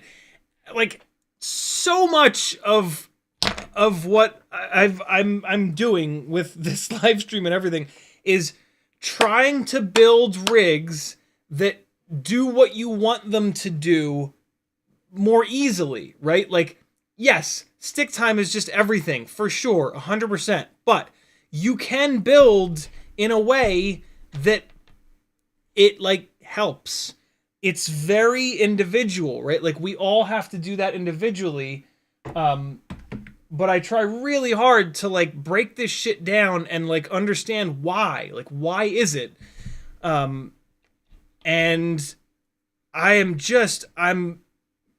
99% sure that the big prop rigs, they just, with the bigger size, they just go slower. Like, you put the nose down the same amount, and it's got more wind resistance. It's wider, it's bigger, and so it's just not going to go as fast. And then so when you throw it across the room and it's upside down off throttle, it's going to be the same thing. It's not going to go as fast. And that just makes it go through stuff better. It's crazy. But like, yeah. I am pretty sure though that the 1.4 biblades versus a 1.2 tri-blade, I think it's really close in terms of like that accuracy, that like I want it to be a scalpel, I want it to go exactly where it should go, where my brain thinks it should go rather than where physics think that it should go. Yeah, damn dude, very cool flying these things at the same this one's all torn apart, but flying these at the same weight. Yeah.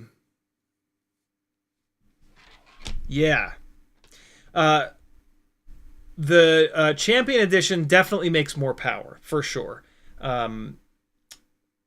This feels a little bit lazy with these motors, but if I swap to one of these 1.4s on more powerful motors, that will kind of get equalized. So This is a Hummingbird V4 that I've moved into the 1.4-inch frame, and this is on the biblades as well. This will actually be pretty cool.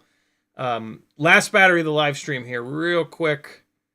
I just want to feel the response time of these bigger propellers with a little bit more powerful of a motor. The BetaFPV 27,000 kV is it's not. It's okay. It's a great motor, but it just doesn't quite have the jam.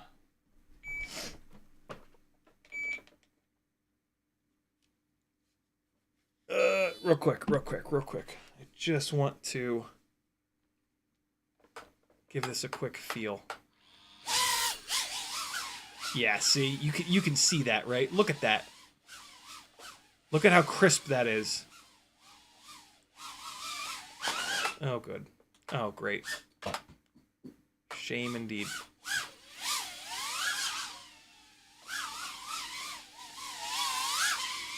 Woo! Oh. Oh, wow. Okay, so this has got more up tilt.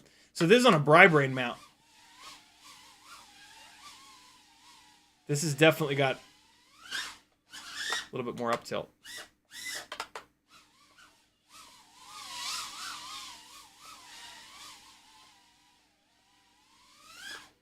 Ooh! Oh, man, those 4 gates just look so cool. All right, let's try this. Oy.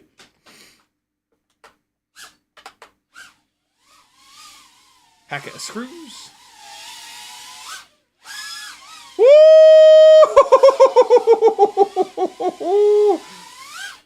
Oh, it went through. It went through. I did not snap the camera back so that you could actually see it go through, but it did go through.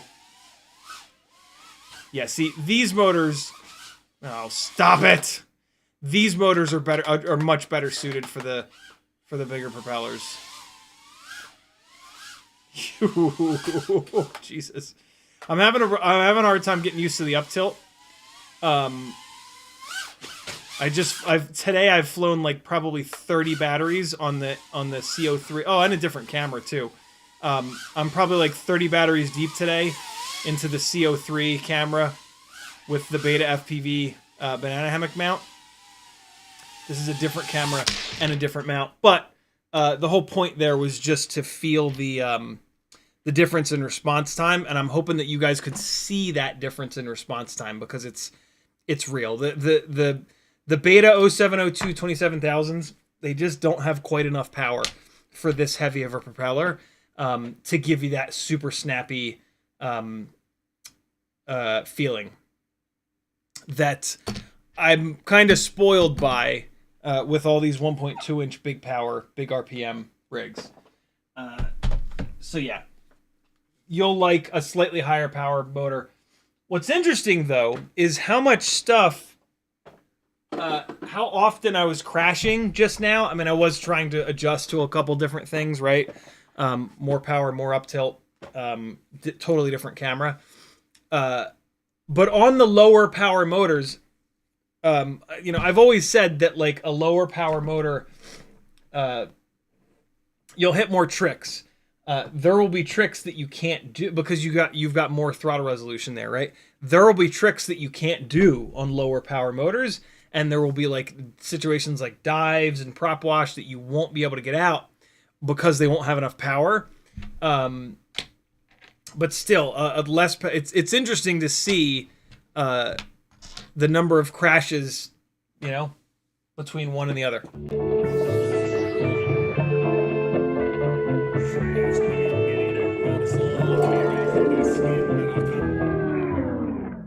That's for Mighty Car Mods. Go subscribe to them here on YouTube. They're awesome. Two amazing guys. One of the best channels, if not the best channel on YouTube. Nimble 65 sub 250 frame. Let's take a quick look. I'll do a build with it at some point here, but let's just take a quick look. It's not quite as lightweight as the Cockroach 65. It's got the same 3 support kind of setup here for minimal blockage of airflow, I guess you could say. It's about the same floppiness as the rest. It is, I can tell that this is a stiffer plastic though. The plastic itself is, oh yeah, is way stiffer. What that's probably going to mean is that it's a little bit too brittle, and I bet you this breaks pretty quick. But only one way to find out, and we will test it to destruction at some point here. The Cockroach 65 is V3 and light AF. Those are the frames that you want to go with. This frame is heavier than them. And like that in and of itself is like, you know, I kind of don't care. But it was like $5, and hey, maybe there's something magical that it does. I got 2 clear, this is an order from tinywhoop.com, by the way. I got 2 clear Meteor 65 Pro frames from them. One of them I showed you earlier in the live stream.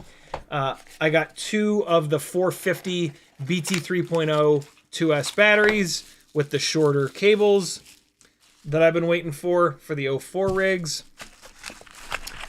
But the thing that I'm most, well, I also got, this will kind of be fun. These are the new HQ small prop, but quad blades. You want to talk about grip? These should have all the grip in the world. We'll test those on a future stream. A bunch of stickers, but this is kind of the star of the show here.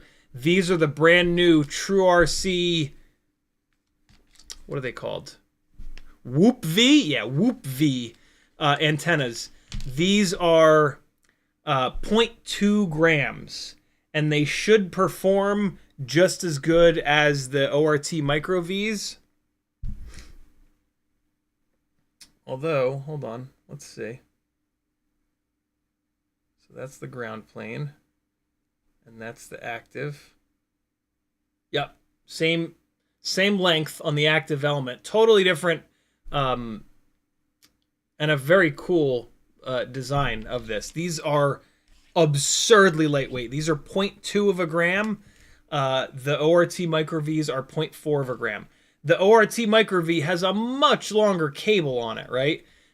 So if we got one of these Whoop Vs with this length cable, it would gain weight for sure. But I'm gonna try to make these work somewhere. One of the things I was most curious about is that this, like, you don't want to mount this like that. That is actually going to be like not aerodynamic. You want to mount it like this, and they know that. They've got the UFL. This is how it would mount right now. It would mount like this. The UFL would clip down. Need to be able to bend this though, and it is bending just fine. Yeah, cool. So it's going to need to be bent up. And cool. There we go. So that's it, bent up. That's the way that it's going to mount, and it's going to sit like that. I don't know what, this is the shortest one. They've got like 4 different lengths, I think. That's the shortest one. This is going to be difficult to mount. The UFL port is going to have to be in a good spot where there's total clearance. This is one length longer. This is much more realistic. But yeah, the main thing I was curious about is what orientation the UFL is. And so they put the UFL 90 degrees, I guess you could say, in relation to the antenna, the head of the antenna. These are probably not going to be good for BetaFPV AIOs because they've got the UFL on the side. And so if you hook this up to the side, it's going to sit like that the whole time. But it looks like you can actually tuck it. Oh, shit. I take it back. This is actually going to work really well in the BetaFPV setup because look what you can do. You can tuck the damn thing completely under the canopy, and then you don't have to worry about that wind resistance because the camera is what's... See it there? So that's actually really nice. That's the second shortest length. If I do the same thing with the ultra short one, I think it's actually going to be too short. Jesus, it's so light I can barely pick it up. So if I sneak it in there, nope, that works too. Damn. Yeah. Cool. So that's on the Matrix AIO. This is the Newbie Drew and Hummingbird AIO. The UFL here is up front. And this short one will not reach. One length longer, though, is totally fine. It's going to have to sit down like that, but that'll totally work. Very cool. True RC. Way to go. I like it. Absolutely nothing wrong with the micro Vs, but, you know, new stuff is sometimes better. Damn, very cool. 0.2 of a gram. 0.2 of a gram is what the infinitely lightweight whip antennas weigh that don't perform worth a shit. So this is a really big deal because you can get the same weight as this super like hardcore race antenna, but this should perform as good as a proper antenna. This should outperform a whip antenna with the heavy ground plane on there. It'll almost certainly demolish these little guys, these little hand-built guys in terms of performance. So awesome. That's it, friends. That's what I got for you tonight. Hopefully you learned something. Hopefully you had a good time. Laughed at one of my jokes, you know. CiottiFPV.com if you want to see me keep doing this forever. I need your support. Last couple of comments in the chat.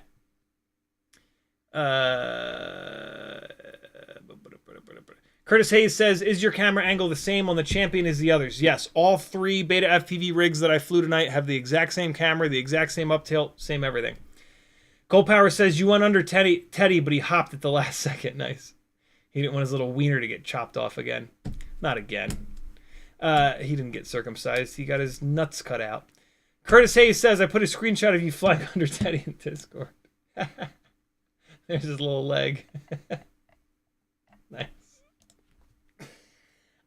Just Bright says that was amazing. Thank you. Just Bright also says, what a run. Indeed. Dave S says, is TCXO worth getting on a RX? I don't even know what TCXO is. What's TCXO? Temperature compensated crystal oscillator. Oh. Probably, because that's going to allow ELRS to run more temperature controlled. So when the crystal oscillator gets too hot, it'll turn the power down. So that would be more for reliability. That's not necessarily going to get you better performance. It's probably going to get you worse performance, because if ELRS gets too hot, it's going to turn its power down. But the AIO won't explode. And so I'll take durability and reliability over a little bit of performance, especially because ELRS works so well anyway, right? So yeah, if you have a choice, I would go for it for sure. It wouldn't be like a deal breaker for me though if you couldn't get it on an AIO. Yukin FPV says, I think I need risers on my 1.4 with WeBleed motors. The props are really low, like not really in the ducts, almost hitting the supports. I've been worried about that, but I've been mine are okay. They sit low, but they don't sit totally under the duct. And when I bump into stuff, it doesn't stall the motors out every time. So, yeah, mine have been fine. The lowest of the motors are the 1.5 millimeter motor shaft. Happy models. Those are what are on this. And when I pair them, I think the HQ props sit a little bit high because this is actually all right. It's low, don't get me wrong. I would love for it to be a little bit higher, but it's not so low that when you hit something, the duct goes under it. Well, it is going under it.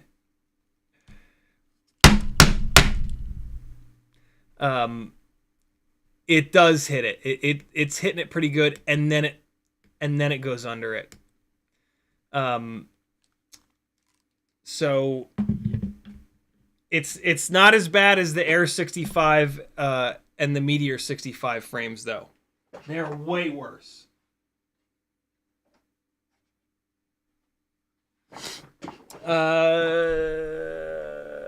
Teleport FPV says, what goggle battery do you recommend? These old Fat Shark batteries don't last very long. I just curse and scream at the old Fat Shark batteries. That's what works for me.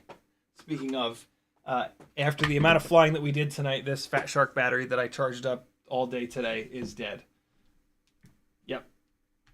I don't know what I'm saying. I do have a goggle battery recommendation for you. The Tattoo 2500s are my go-tos. I was trying to find one without tape all over it, but I've put tape on most of them. These Tattoo 2S 2500s are awesome. They've got a little voltage checker built in here. They've got the barrel plug, the balance lead. It's 2S, so with this balance lead, you can charge these up on your tooth stir, which is super cool. Super, super, super handy to be able to charge them on a little Whoop charger. And yeah, 2500 mAh 2S lasts like 3 or 4 times as long as the Fat Shark battery, which is insane because I think the Fat Shark battery is supposedly a higher mAh. I think the Fat Shark battery is like 2600 mAh. I don't know. It doesn't matter. They're so old. No, they're not. They're only 1800. That explains it. Yeah, so 1800 for the old Fat Shark batteries, and they're old, right? These are in theory newer, and 2500. Yeah, these are awesome, and you can usually find these because they've been around forever. Kazuma says, "Are you not able to mount it flat? Would that hurt the signal? That would hurt the signal quite a bit. Yeah, you never want the head of an antenna flat against an AIO. The every single PCB, every single circuit board has a ground plane. It's just like a pretty much flat layer of copper. RF will not do well going through that. And so you never, ever, ever, ever want to mount an antenna right close to any PCB, to any circuit board. You got to get at least a little bit of an air gap between them. To be honest, you want to get them as far away as you possibly can. It makes a really big difference. Can I find the... let me see if I can find the video real quick. What was it? It was two rampages ago. Here it is. Here's what that looks like in practice. Admittedly, I'm 1,400 feet up at this point. Well, not yet. I'm probably only about 1,000 feet. There we go. So that's 1,400 feet.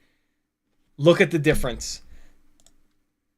Almost, I wanted to go up to the top, but I couldn't see anything. And so I said, you know what? It's fine. Let's just bring it down. That is with the antenna really close to the PCB. Basically, the antenna, the PCB, the ground plane, is completely between the antenna and my goggles. And then the second that I turn it over, all that garbage is gone. This is on 25 milliwatts. 1,400 feet up on 25 milliwatts. And now look at the signal coming down. It's perfect. Because there's just air between us, right? And so, yeah, it's really, really, really important to get the head of the antenna as far away from the PCB as you possibly can. Still going. Still going. There was a lot of wind, which is why I'm in this weird orientation. Still diving. And full throttle. Full throttle. Full throttle. Oh my God, I'm not going to make it. Full throttle. But 3 minutes and 8 seconds runtime going straight up. I really need to get that. I really need to make a thumbnail from that and get that shit uploaded. That's a fun one right there. All right, friends. Thanks for hanging. Great questions, as always. I love you guys. Teleport with a $1.99 super chat. He says, thanks. You're certainly welcome. Thank you for supporting the madness. See you guys Friday. Wait, hold on. I gotta play something. Here's some flight footage from Rampage 2023. We had a different. Oh, I guess we were still in the same spot. But here's me flying outside in 2023. No, wait. Here's more Rampage footage from 2024. Here's me flying a 5-inch rig outside. This is the flight line that's right outside of the building of Micro Mayhem. To